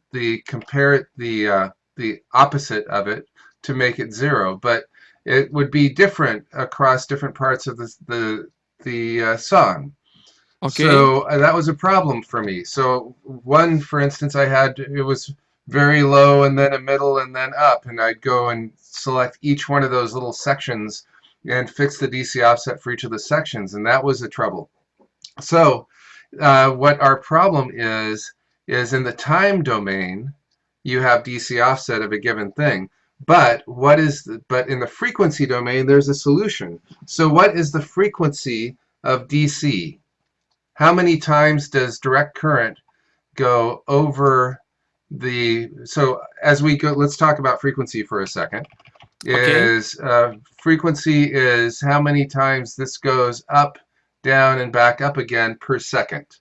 So we have low frequencies here, and so this is a given. If I take that, we'll get a tone of that frequency, and if I take this, we'll get a higher tone of that frequency, okay, as a given waveform. So what's the frequency of DC, where it never crosses the center line? Okay. How many hertz? How many hertz is DC? And the answer is 0. It's 0 hertz. Yes. The frequency is 0. All right? Okay. So that brings us down here that if we do a high-pass filter at 20 hertz, that filters out 0 hertz, and all the DC offset goes away. No matter where it is, it's always now around this center line. Okay, great. I need to translate all this stuff. Стив только что показал, что он добавил в разных частях трека различное количество DC offset, и раньше это было очень большой проблемой. Но DC offset разворачивается как по времени, так и по частотам. И вот он в какой-то момент нашел, что DC offset находится не где-либо, а на частоте 0 Гц. Вот мы сейчас прослушали несколько фрагментов частот, которые находятся не на 0 Гц, и они не соответствуют DC offset, а вот DC offset соответствует 0 Гц. И если мы срежем эту частоту, то мы уберем весь DC offset на всем треке. Okay, Steve, guys asking, while this happens, I mean, while DC offset happens. Yes. Why does it happen? Yeah, why doesn't it happen? Sure. Okay, if you have an analog to digital converter that is improperly tuned, so it says that actually what it thinks is 0 is actually 20 or 30, for instance. Or if you have samples that you've brought in that have DC offset in them. Or, if your microphone balanced input is slightly off, for instance. Or there's many number of ways that this can happen, and fortunately, this solves all of them, no matter how it happened. Okay, great. I need to translate it quickly. Я только что спросил, почему DC offset происходит, и Стив говорит, что он происходит по целому ряду причин. Или же AD-DA конвертер был настроен неправильно, или же при записи инструментов на микрофон подключения были сделаны неверно, либо же по какой-то другой причине произошел вот этот сдвиг. Этих причин может быть миллион, но все эти причины решаются очень простым инструментом, срезом самых-самых низких частот. Okay, Steve, but in this situation, why you cutting not just 0 hertz, but you cutting kind of 20 hertz? Well, right, because the bottom, well, it also gets rid of rumble if you have a turntable, because we're not really interested. I'll tell you here, is that low frequencies, let's see, as we see these things, low frequencies are of high amplitude, and they make the high frequencies ride on the low frequencies. So if we did a cut of whatever this big frequency is, you just have the little frequency left, the high frequency left, which is smaller amplitude. If you have a crossover for a speaker, the big waves go into the woofer, and the small waves go into the tweeter. Now, the small waves ride on the big waves, and so if you have a lot of low frequencies that are loud, then the high frequencies don't have as much headroom. And Okay. okay, so Yeah, I need to translate it quickly, and then you can Okay. continue. Sure. Я только что спросил у Стива, почему он тогда срезает не 0 Гц, а срезает большее число низких частот. И Стив говорит, на это есть очень важная причина. Вот мы сейчас смотрели на частотную характеристику трека, и Стив показывал, что низкие частоты это большие пики, а высокие частоты это маленькие вот эти пики, маленькие, назовем их синусоиды, скажем так.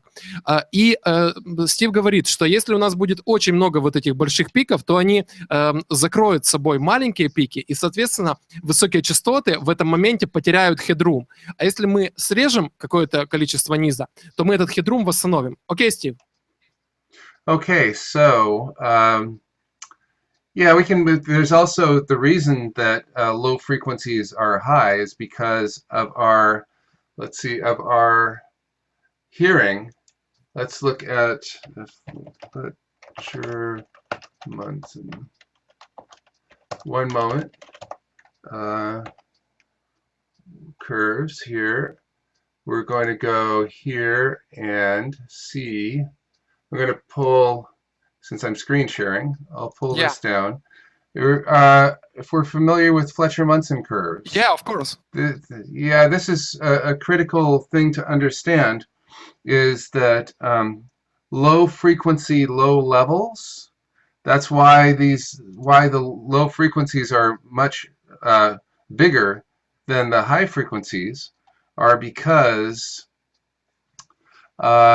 we do not hear low level, low frequency. So what this is this equal loudness curve for what we're listening to.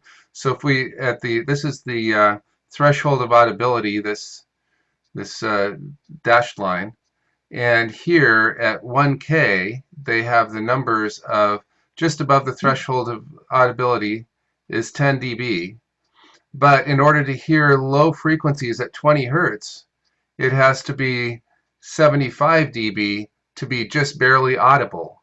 Yeah. And the reason for this is that if we heard low level, low frequency things, our blood flow, our heartbeat and blood flow would drive us crazy. And so the low frequencies aren't this way just because they're supposed to be. It's because we can't hear them if they're softer. So the lower the frequency, the closer it is to just being an atmospheric barometric change. But so I don't know if you want to share that. Yeah, of course. I need to translate it. Стив только что показал кривые Флетчера-Мэнсона, чтобы объяснить то, как низкие частоты и средние частоты сочетаются между собой. И вот Стив показал, что на частоте 1 кГц мы вот слышим сигнал на 10 дБ. Но для того, чтобы услышать сигнал с такой же громкостью на низких частотах, нам нужно увеличить громкость до практически 80 дБ. И таким образом получается, что средние частоты мы слышим лучше, чем низкие частоты. И на это есть очень важная причина. Это то, что если бы мы низкие частоты слышали на такой же громкости, как и средние, то ток крови и биение сердца в наших организмах просто свели бы нас с ума. Вот такое интересное объяснение. Окей, Стив? All right. So now let's get back into the mastering chain, and the idea of it is that we start with the low frequencies. Often, this is unusual for me. Usually, my first stage looks more like this because people give me things with way too much bass. Okay. Typically. Understood. Стив говорит, что обычно он начинает свою работу вот приблизительно с такой кривой, потому что ему присылают на мастеринг треки с очень большим количеством низких частот. So what this does for me at the beginning, again, while everything's quiet, is it lowers those big bass excursions, and I statically, EQ is static, it stays, whereas over here, this I will dynamically return the bass at this stage later on down the chain. So I'm not actually cutting these for good. It's a matter of being able to create more headroom until I get the bass back. Окей, I need to translate it. Стив говорит, что он ослабляет бас не для того, чтобы реально его ослабить, а для того, чтобы дать больше хедрума для вот частот высоких, чтобы дальнейшие процессоры их обработали уже более внимательно и более аккуратно. А на этапе C4 Стив восстанавливает низкие частоты на нужное количество просто с помощью вот этого прибора. То есть мы сначала прибираем низ, обрабатываем аудиофайл, а потом низ восстанавливаем. Вот такая идея Стива. Окей, Стив.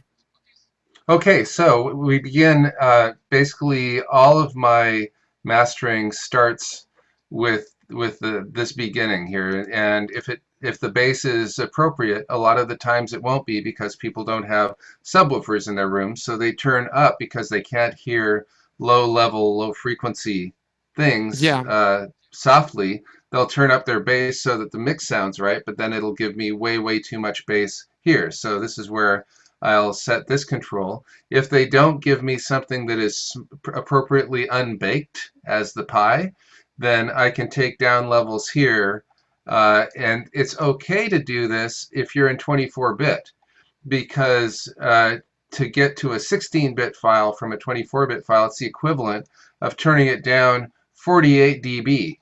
So I still have much more resolution. Even if I turn this down all the way to 30, I'll still have more resolution than if it was a 16-bit file. Окей. Стив говорит о том, что когда ему присылают записи, он чаще всего ослабляет низ, потому что у людей при миксинге редко когда есть сабвуфер, и вот люди просто добавляют больше баса, но ему потом нужно его прибрать.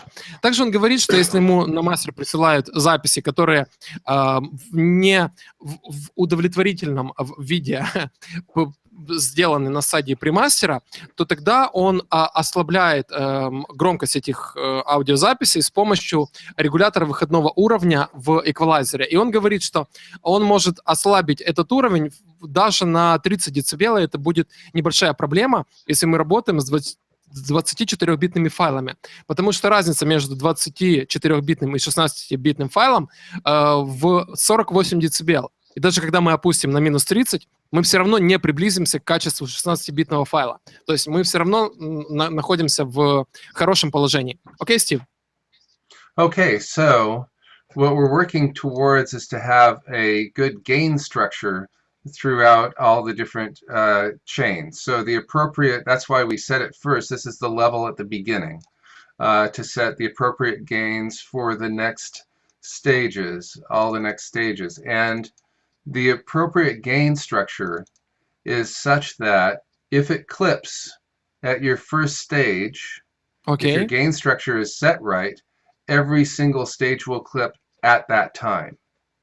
If they don't all clip at once, then your headroom is right. If one clips early, then it's being fed too hot, or if it doesn't clip when the previous one clips, it's not being fed hot enough. So gain structure is super critical for any signal chain.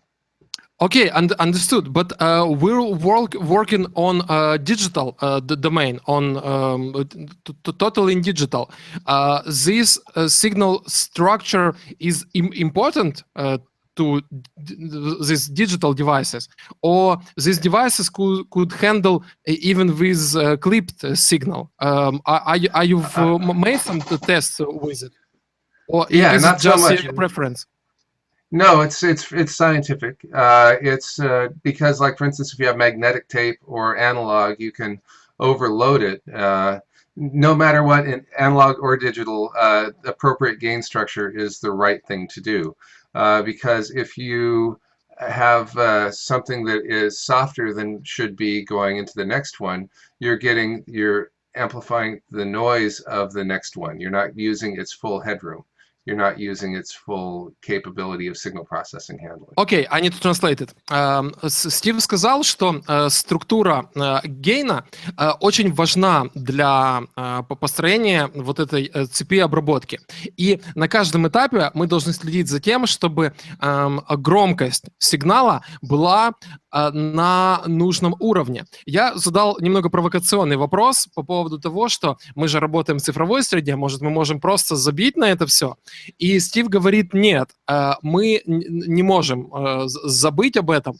И так же, как и в аналоговой среде, в цифровой среде мы должны следить за структурой гейна, чтобы каждый прибор работал нормально. В противном случае, если, например, сигнал будет слишком мягким, слишком тихим, то следующий прибор в цепи усилит шум, а это не то, что мы хотим получить. Окей, Стив? Okay, great. So this is where I begin in order to basically process the signal to begin the chain. Then the next thing, and again, what we do early here in the chain, we get them while they're young. So the things we need to do are before we take gain.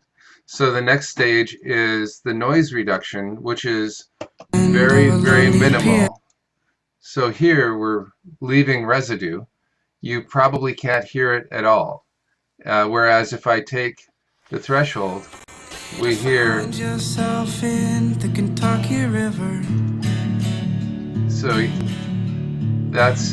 you can still hear it. It's just a matter of how much is being taken down.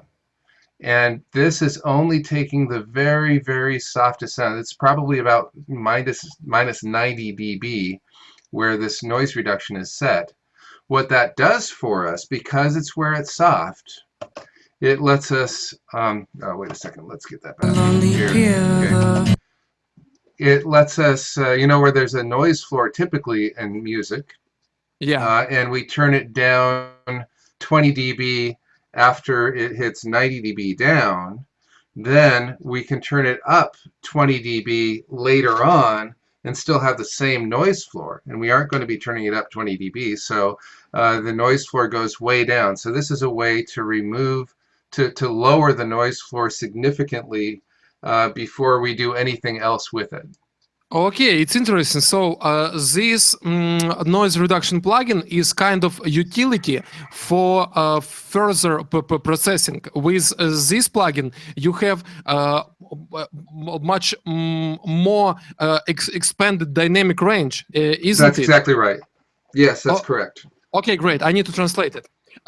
Because it is a very important point.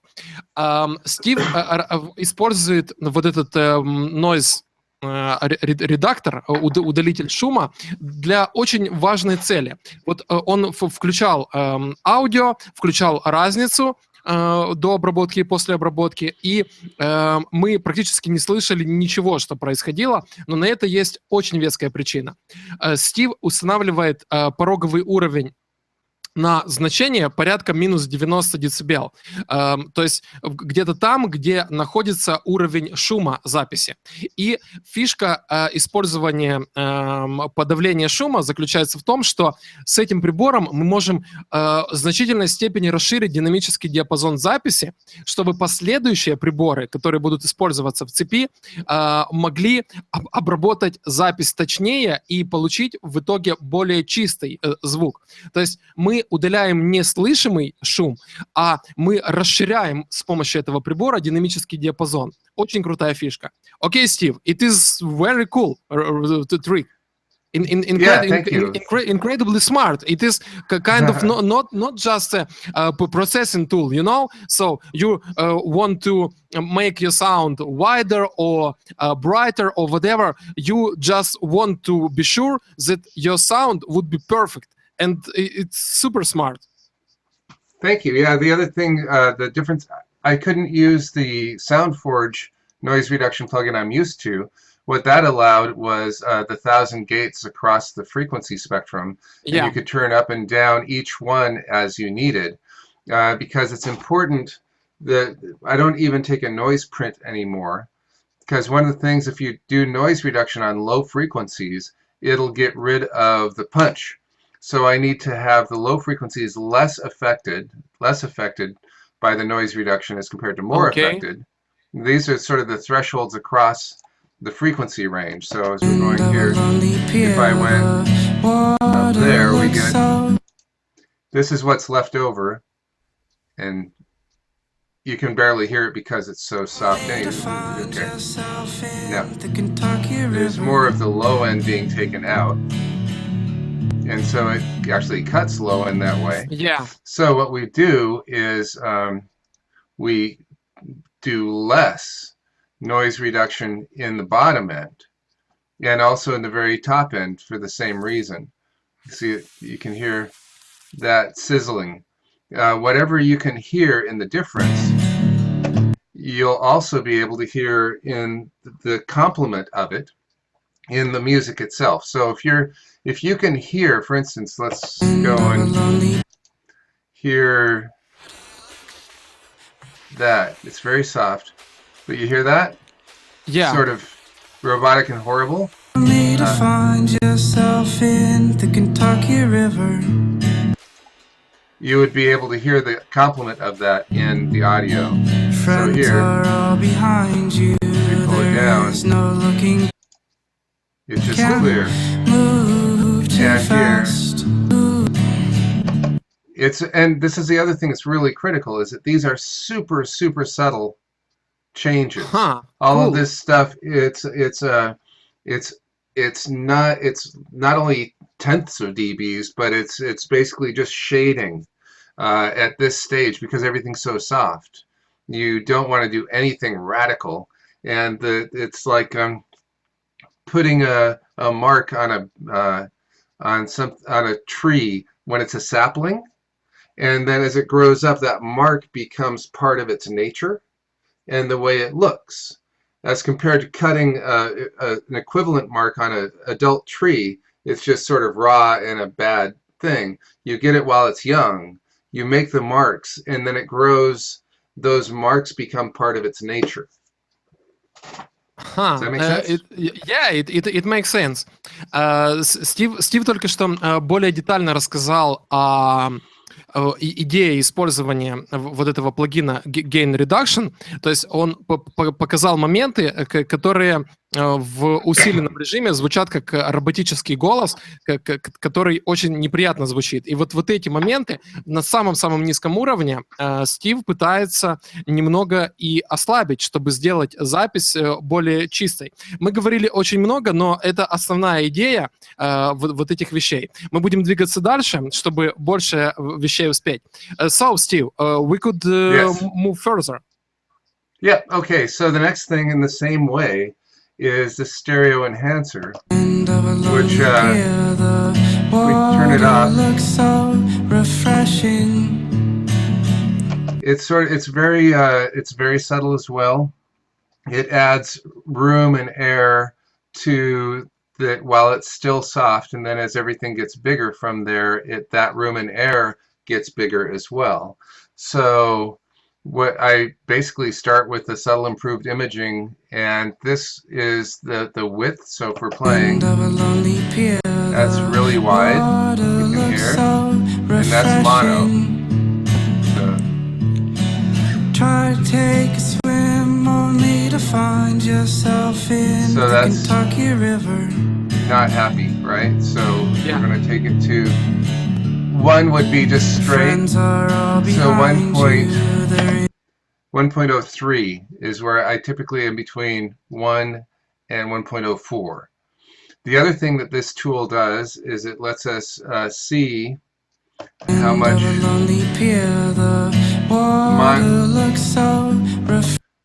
mid versus side. So it lets you do that. It lets you fix the phase if there's a problem. We can put it in out of phase there, or we can swap channels. The other thing is that if there's an issue with like a vocal that's off center that should be centered but everything else is fine, this tool is great for that. So what we have here is we have the right channel and the left channel, and you can move where the right and left channels are. Actually, what this does is that moves the center. So this is the center. No matter what, Yeah. that's the center. This is the right and left channel. So if I go over here and I want the center, now the right and left channel are the same as they were, but the center's moved off to the left a little bit. So this is how we actually keep that. Now the right and left channels are the same, but the center is moved. So I can hear. Let's play that a little bit. Let's listen to it. Okay, so here. So that's set regular. Go over here. Try to take a swim only to find yourself in the Kentucky River. The right and left comes back.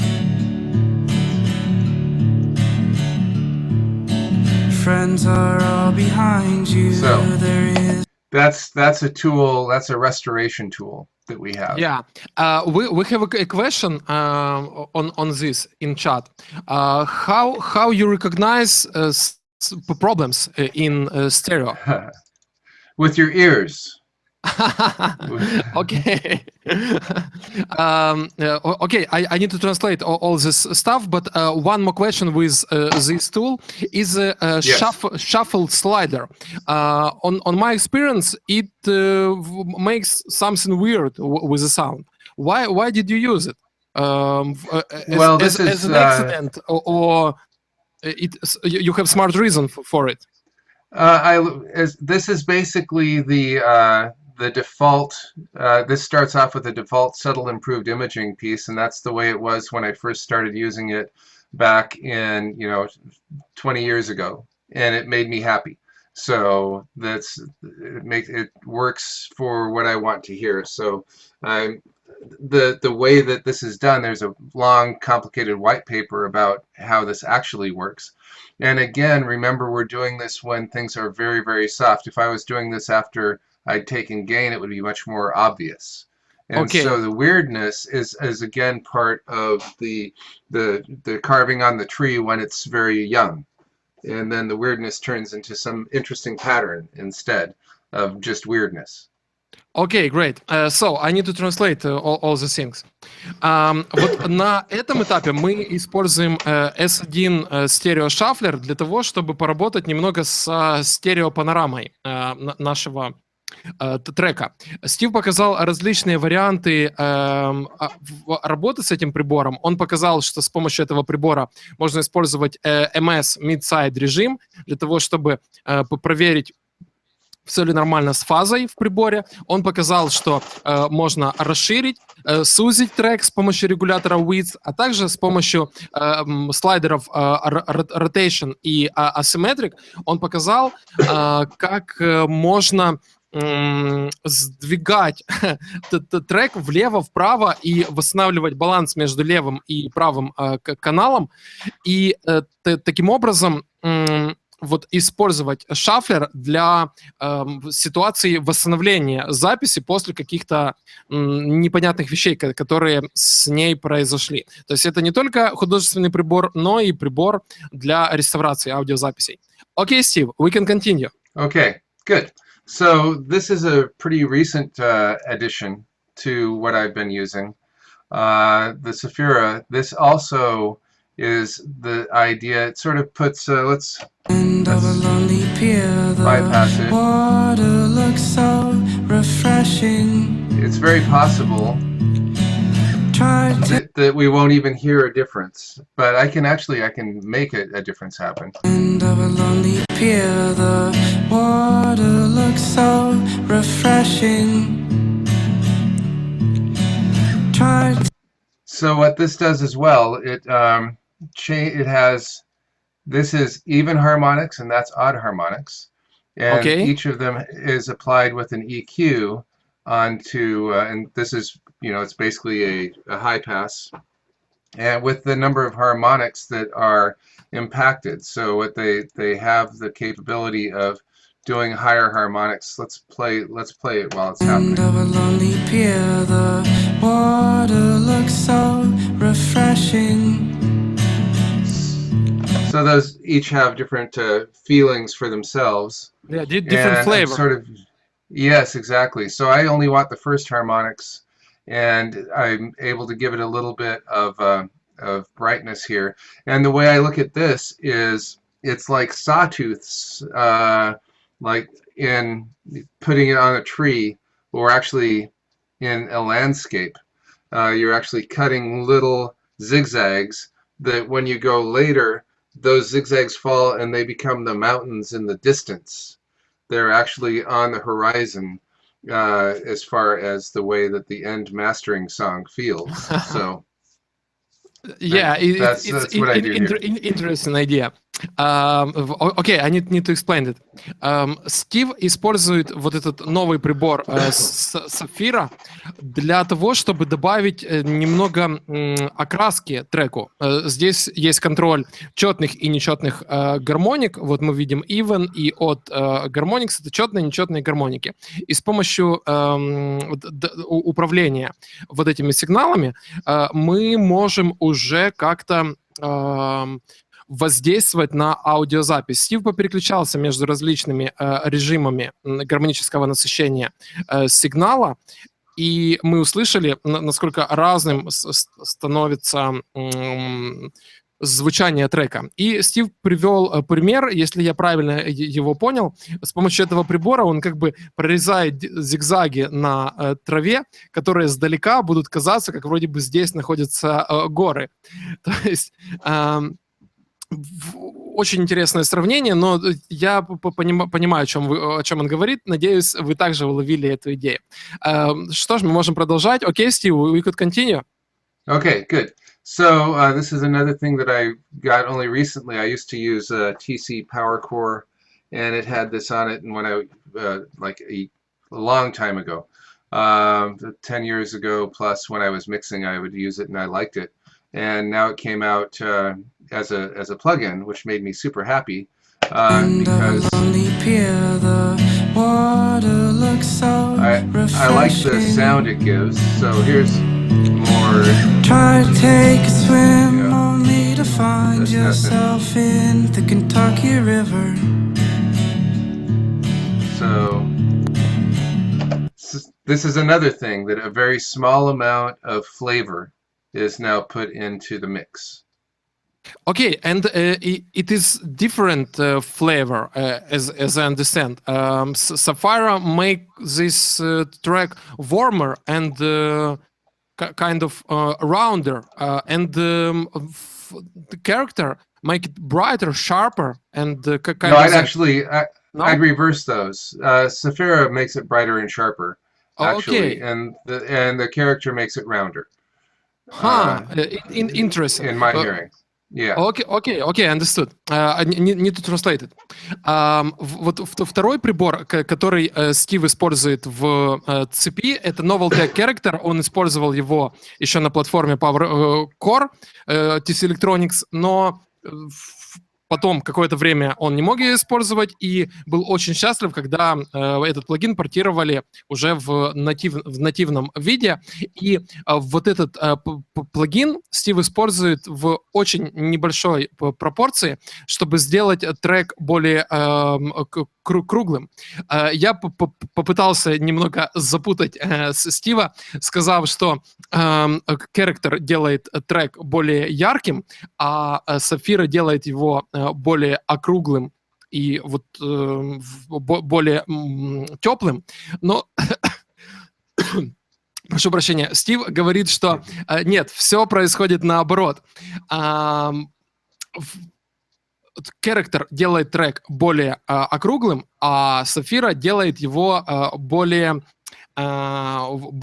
вот едким и более ярким. I've just tried to confuse you a bit with this stuff, just to be sure that you'll not so tired for our conversation, because we're already 2 hours and a bit on it. So we're getting to the end.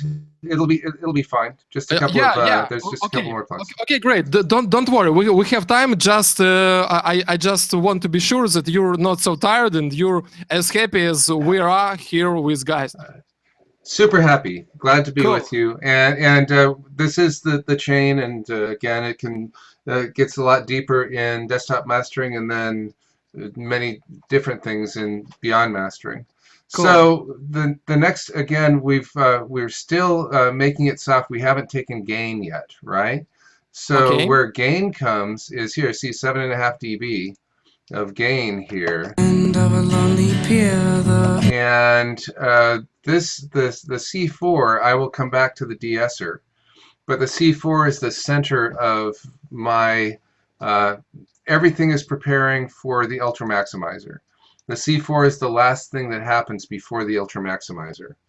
And we split it into four here. So here's the low end, which I will typically raise as needed to return what was taken away back here at this stage. Okay. After it's all been cleaned. So that gives, this is the sort of the rough EQ that takes care of things. And then end of a lonely this is what we call TV speaker sound, and that's typically constrained quite a lot. pier, And this, that's the articulation area. So this is where you're going to actually hear sibilants, and you're going to hear, oh, this is turn off the de-esser.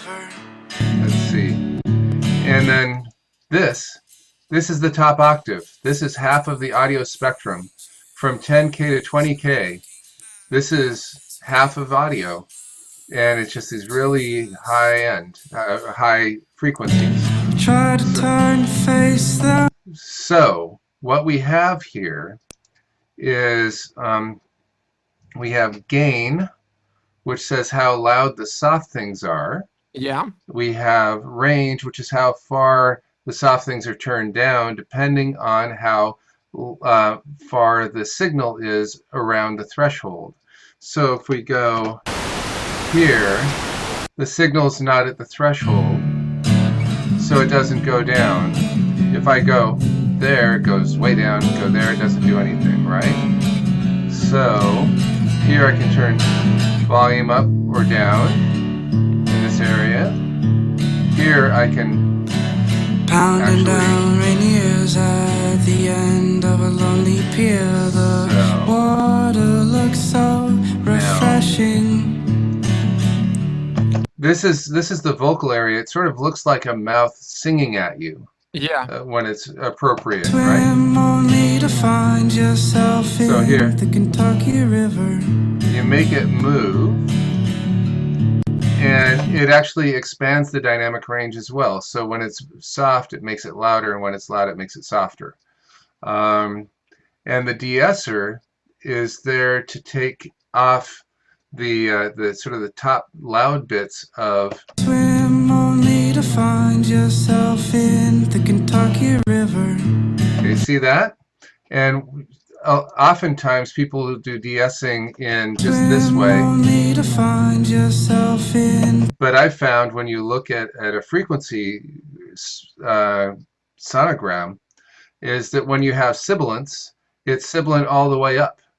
So I get rid of, this brings us to a very, very important distinction between mixing and mastering, which is mixing is time domain, where at this time you want it to, like first verse you do it, and second verse you do it, and chorus you get that right, and the bridge you get that right. Those are all time domain aspects.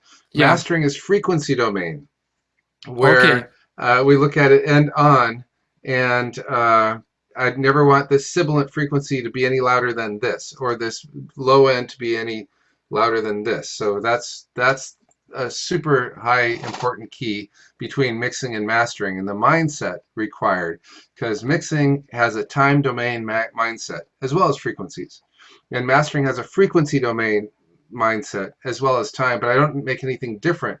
The chain is going to go for the entire song, because we're looking at taking care of the things that are sticking out so that it can go into the Ultra Maximizer with nothing sticking out and everything perfectly clean and clear, and then it gets bigger. Okay, I need to translate it because it is a big part of your speech. Окей, сейчас я попытаюсь перевести то, что говорил Стив. Первую вещь, которую он показал, это то, как он настраивает C4. Он разделяет его на 4 полосы. Низкие частоты, вторая полоса, которую мы видим, это TV-спикер, то есть колонка телевизора, вот диапазон нижней середины. Третья полоса — это полоса, вот как вроде мы находимся где-то возле рта, который разговаривает. То есть это полоса, в которой происходит речь и разборчивость вот этого всего. И четвертая полоса — это полоса высоких частот. Стив показал, как он настраивает эти вещи, как он прослушивает эти диапазоны, то есть здесь, я думаю, переводить не нужно. И после C4 Стив вернулся к DSR, и он показал, как он его настраивает. И он обратил наше внимание на то, что он работает не с узкой полосой, а он работает с... да, вот Стив сейчас переключался между фильтрами. Стив нашел, что сибилянты находятся не только в каком-то определенном фрагменте спектра, но они идут прямо до самых высоких частот. И поэтому он использует вот такой фильтр для того, чтобы немного укротить вот эти сибилянты. Идея использования динамических приборов, таких как DSR и C4, заключается в том, чтобы привести звучание трека к ультрамаксимайзеру в максимально собранном виде, чтобы все, что до этого звучало, было собрано, гармонизировано, устаканено в максимальном возможном для этого режиме. И также Стив обратил наше внимание на то, что в этом фрагменте находится разница между сведением и мастерингом, потому что сведение ориентирована в первую очередь на время, то есть мы смотрим на куплет, на второй куплет, на припев, и только потом обращаем внимание на частоты. А в мастеринге мы в первую очередь смотрим на частоты, а потом на время. То есть мы пытаемся сбалансировать частотную характеристику настолько хорошо, насколько возможно. И вот здесь и заключается основная разница между сведением и мастерингом. Okay, Steve, we're good with it. We could continue. Okay. Great. So what we have here is this third area, the articulation area, really is the most important part of my mastering. The bass is, again, when you have bass things, they aren't directional. So bass is very large pressure waves in the room. The Yes. lower the frequency, the larger the more the wavelengths are so long that they sort of fill the room in a barometric method. So the air pressure in the room rises and falls and rises and falls, as compared to up here, this beams pretty much right at your head. And we're very sensitive in here. So if we go back to the Fletcher-Munson curve, we see down here, we see that even though we hear 1K like this at 10 dB, up here at 3.6K or so, we're much more sensitive.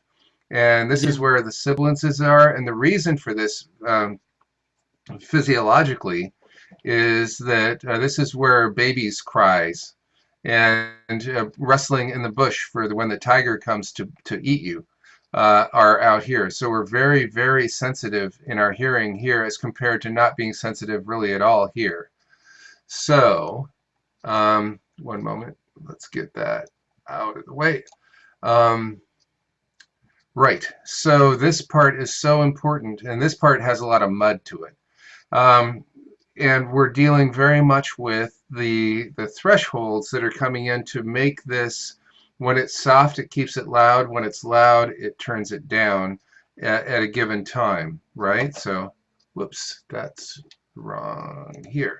Swim only to find yourself in the Kentucky River.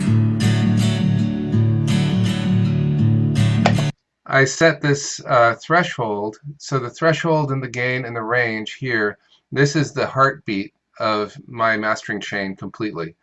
Okay. And because it's so important, the de-esser is set to get rid of sort of the high peaks that come in through in the high end. So this doesn't hit. So it actually makes it brighter to have this de-essed. Makes it brighter in a general fashion because it's not making this duck. Okay? Yeah, okay. I guess I need to translate all these things. Сейчас Стив показал нам, что вот на кривой Флетчера Мэнсона диапазон в районе 3, 4, 5 кГц является даже более чувствительным, чем 1 кГц. И это не просто так, а дело в том, что на этих частотах мы слышим крик ребенка или, например, то, как шумит тигр в чаще, когда подкрадывается к нам. То есть это чисто такие физиологические моменты, которые из древности мы несем в себе как биологические существа. И из-за этого вот Стив очень много внимания уделяет как раз вот этому диапазону высокой середины. И средние частоты и высокая середина — это краеугольный камень мастерингового процесса Стива. Вот эта третья полоса, о которой мы говорили на C4, она является основной для управления происходящим на мастеринге для Стива. Потому что здесь находится самая важная информация, которую мы должны воспринять из песни. Другой важный диапазон — это низкие частоты, который создает вот это давление для комнаты. Но диапазон высокой середины — это, вот по мнению Стива, наиболее важный диапазон, с которым он и работает. Окей, Стив? Okay, good. So now, whoops, here we go. Whoops, cancel. Let's see, we're still screen sharing, right? Nope, we missed it. No. One moment, here we go. There we are. So now we're still screen sharing. Okay. There we are. Good. So now, so what we've done here is we balanced the frequency domain so that the bass is all good. So if we're here, you've got all that control here, and how much control is being taken out Friends are of all bouncing behind here. you. There is no looking All of back that control. as you can't move too fast. So that's the low end, and then this is the Try top to thing. turn to face that up. them all. And now is we take gain. So if I go to 0 here, for instance, let's go to 0. It's still soft, and we're not giving the Ultra Maximizer very much to work with. So the last thing we do, Friends are all behind you. There is no looking back as you can't move too fast. we make the gain structure appropriate so that we're feeding the appropriate amount Okay. of level into the Ultra Maximizer. And in this And- situation, we could handle with all these bands, and then decided how far we could, we want, and we could go with Ultra Maximizer, isn't it? Right, and the more dynamic range, actually, the more you push this, the harder you're hitting the Ultra Maximizer, and the lower your dynamic range is. So if you bring, like, for instance, I think I was about 7.6 here. Swim only to find yourself in the Kentucky River. It's pretty soft. Yeah. As far as, because it's a guitar and a voice. You don't want that to be the same as a heavy metal band, you know, full system. So in certain types of music, I'll actually clip this a little bit in order to push here. And then when we get to the Ultra Maximizer, just to let you know, to find yourself in the Kentucky River. that's how you make it loud. So Friends are all behind. I've maintained 4.5 is what I always do with a 0.3 out ceiling. And what I'm working against, it's sort of like a lever that I work against this to make the sound right. So this is always in, and I manipulate these things so that at the end it sounds good. It used to be that I'd have to spend, it was like 4 times the length of the song to do each one of these things back in the day, and which got me very familiar with what each one of them does. And now I can manipulate all of them as a group, and it just comes right out. So that's my mastering chain. Okay, great. I need to translate it quickly, and we'll back to you. Стив только что показал, как он управляет структурой гейна между C4 и ультрамаксимайзером. То есть с помощью регулятора output на C4 Стив по большому счету и контролирует уровень сигнала, который будет направлен в максимайзер, и по сути эта вещь, он и контролирует уровень громкости и динамический диапазон, который мы получим в итоге после процесса мастеринга. То есть, как мы уже убедились, C4 для Стива является краеугольным камнем процесса мастеринга. Но Стив также обратил наше внимание на то, что он очень много времени уделяет предыдущим обработкам, чтобы вот на каждом этапе, который мы проходим, мы пришли к нормальному звучанию, чтобы на каждом этапе все звучало хорошо и чтобы структура гейна не была нарушена. Вот это очень важный момент, о котором стоит помнить. Не перегружать приборы, следить за уровнем и следить за цепью обработок, в которую мы идем, чтобы в финале получить отличное звучание. Окей, Стив? Yes. Yeah. Then at the end, what we do is we go and we add it to the project, and it all renders down. And when we're done, and it puts it up here. And then from that, I can send it out because it's a 9624. I can send it out as a 9624 file, and it will render out. And then from there, I will go into sound. Well, let's just do that one. I'll show you if you have time. Are we good? Yeah, of course. Okay. We have time. The question is, Okay. you have time. We'll just go through this, and then we can probably wrap it up at the end. Yeah, here, of course. Which is we're almost at Sounds the great. end. Okay, so what we do is these are in the appropriate track order, and so in the artist name, and it's going to be a WAV file 9624. This allows you to upload to SoundCloud directly, which is pretty remarkable. And it also, just while we're at it, it gives us opportunities to put a lot of information for metadata, including the artwork. And so all that stuff goes over to SoundCloud. And for each song, we get to put all of the information if we're going to, because you can burn a CD, you can make a DDP image out of here, which I do with different tools. So I just use this tool to hold it until I send it out. So I'm going to send that one out, which is here. There we are. And I'm going to say OK, and it renders out. If you're rendering at the same sample rate, then it's very fast. If you go somewhere else, it's not so fast if you try and have it re-render it something else. So now here is the song that's mastered, and you'll notice that it has a beat. It doesn't start at the start of the song. So in this, in SoundForge, I will take and make sure that the speaker is at 0 when we begin. So that's called tops. That's the top. And this is a tail. So we see here the tail that comes out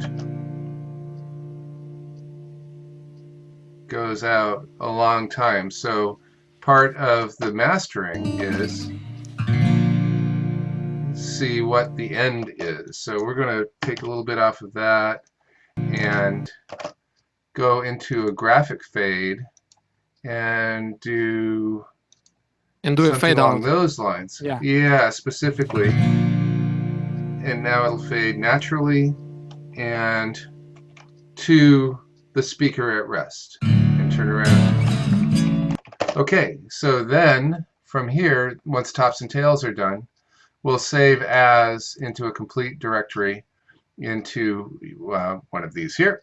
So just which would be that one.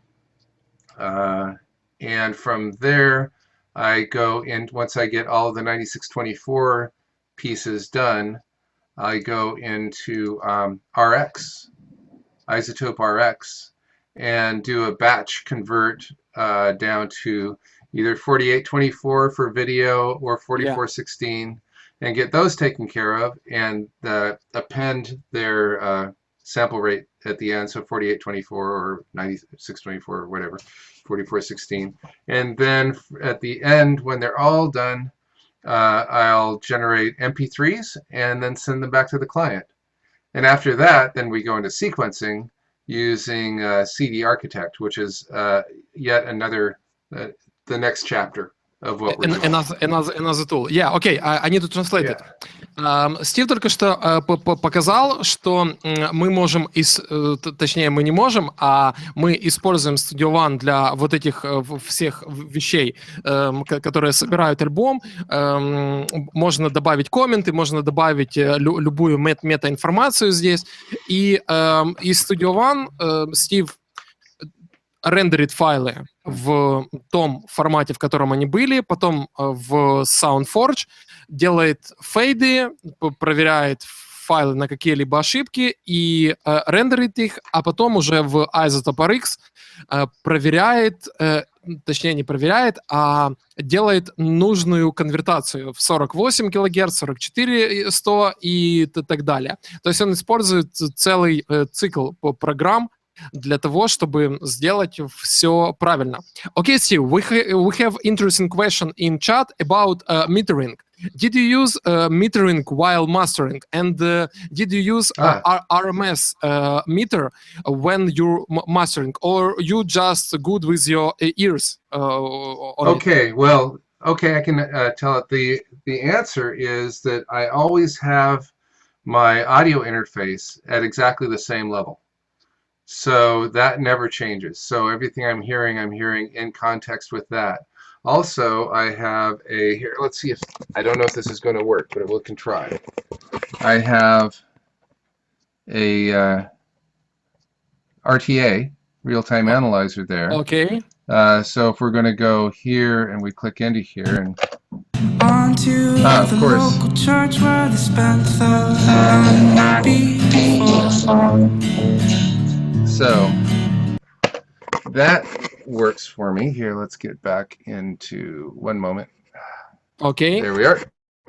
Okay. And so as far as metering goes, I am metering all the time with the RTA happening, telling me where the frequencies are. And also in, let's all share the screen again one more time. Because this is important here. Я только что спросил Стива о том, использует ли он измерители, и он говорит, что по большей части он пользуется своими колонками, он всегда держит их на одном и том же уровне громкости, и он знает, как должны звучать треки. Кроме того, он показал анализатор, которым он пользуется, железный анализатор. И сейчас Стив показывает... Sorry, go ahead. Да, и сейчас Стив показывает программный прибор, которым он измеряет уровни. Окей, Стив? Okay, also, when I need to see things happen, I'll use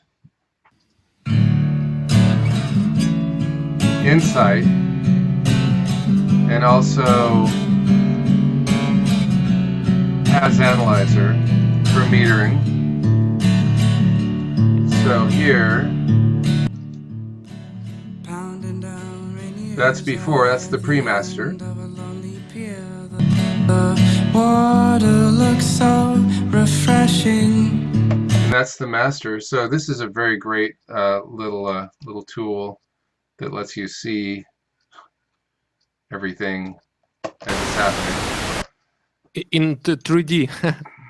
Yeah, it's very useful. And then down here, let's go into the music a little bit. Try to take a swim only to find yourself in the Kentucky River.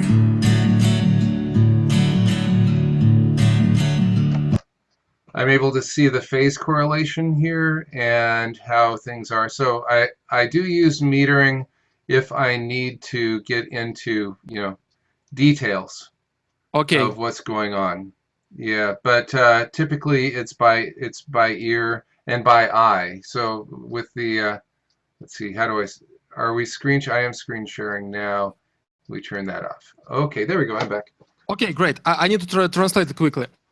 Стив из программных приборов иногда использует Isotope Insight и Waves Path Analyzer для того, чтобы проконтролировать какие-то вещи, но это только в том случае, когда ему нужно углубиться в детали. Стив показал различные приборы в Insight, которые он использует, но мы их все знаем с вами, поэтому я не вижу большого смысла переводить эти вещи и тратить на это сейчас время. Okay, Steve, we could finish in our conversation now. It looks like right. yeah, it looks like we've got a lot of interesting topics here today, discovered and discussed. And it is super important then that we've talked not just about plugins, but about some kind of technical information about DC offset, about bit depths, about stuff like that, because it is fundamental things before you starting tweaking your plugins and some kind of that, because you've just showed us a difference between 16 and 24 bits in details, and when you've just see the numbers as 16 and 24, it's not as huge as you're thinking about all these details and the difference in details you have while you converting between 16 and 24. And that's context. It's not just settings on presets.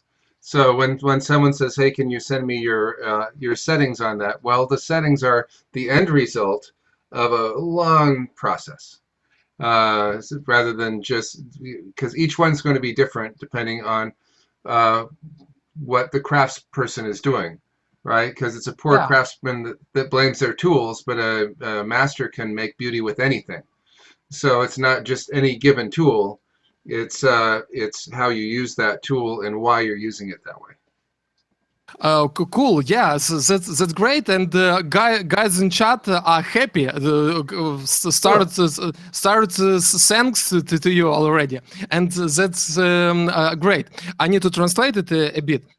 Я только что сказал Стиву, что мы сегодня прошлись по огромному количеству информации. Стив рассказал очень много технических моментов, связанных не только с работой с плагинами, а также с разницей в битности файлов, разницей в структуре гейна, что и как мы делаем, рассказал о DC offset, о вещах, которые действительно очень важные и полезные, и по большому счету являются фундаментальными вещами, на которые стоит обратить наше внимание. Что ж, ребята, скажите пару слов благодарности Стиву в чате. Было очень круто. Okay, Steve.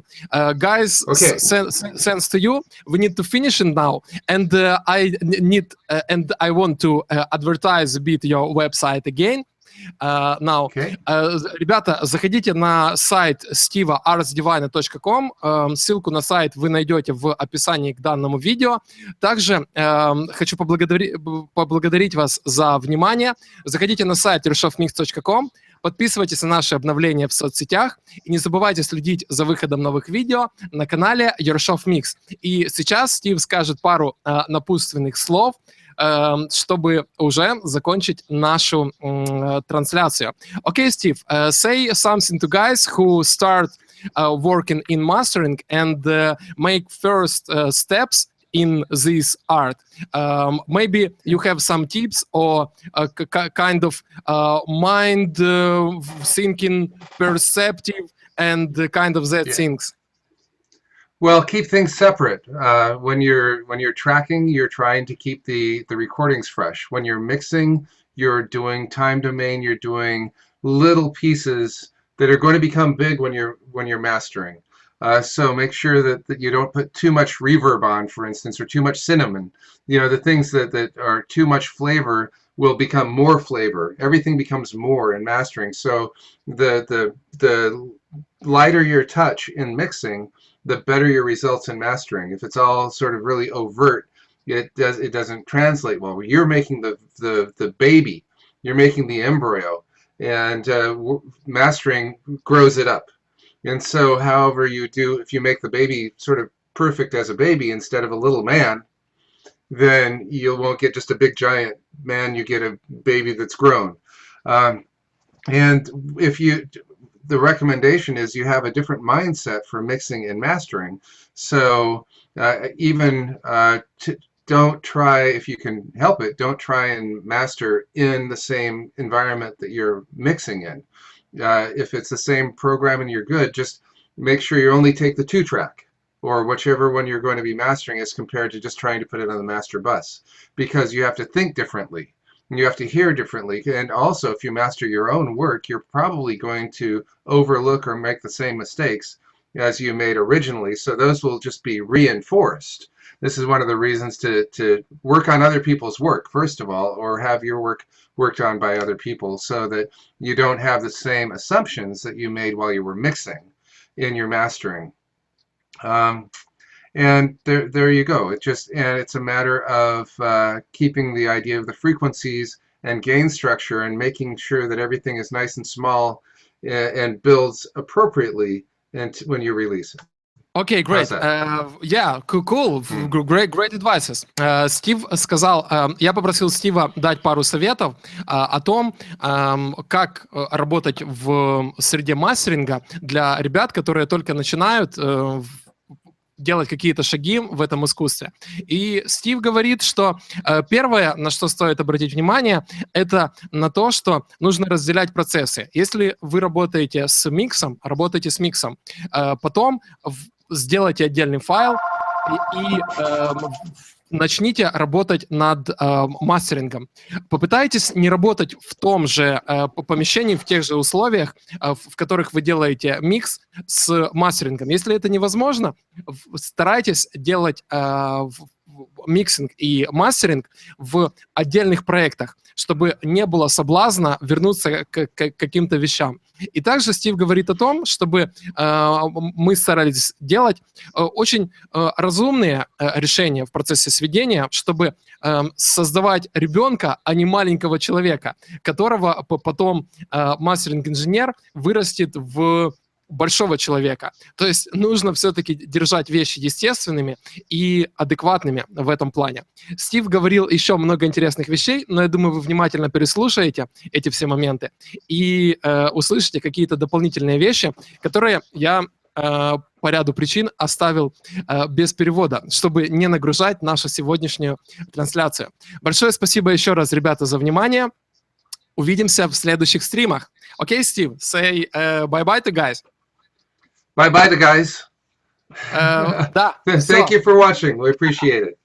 Пока, ребята.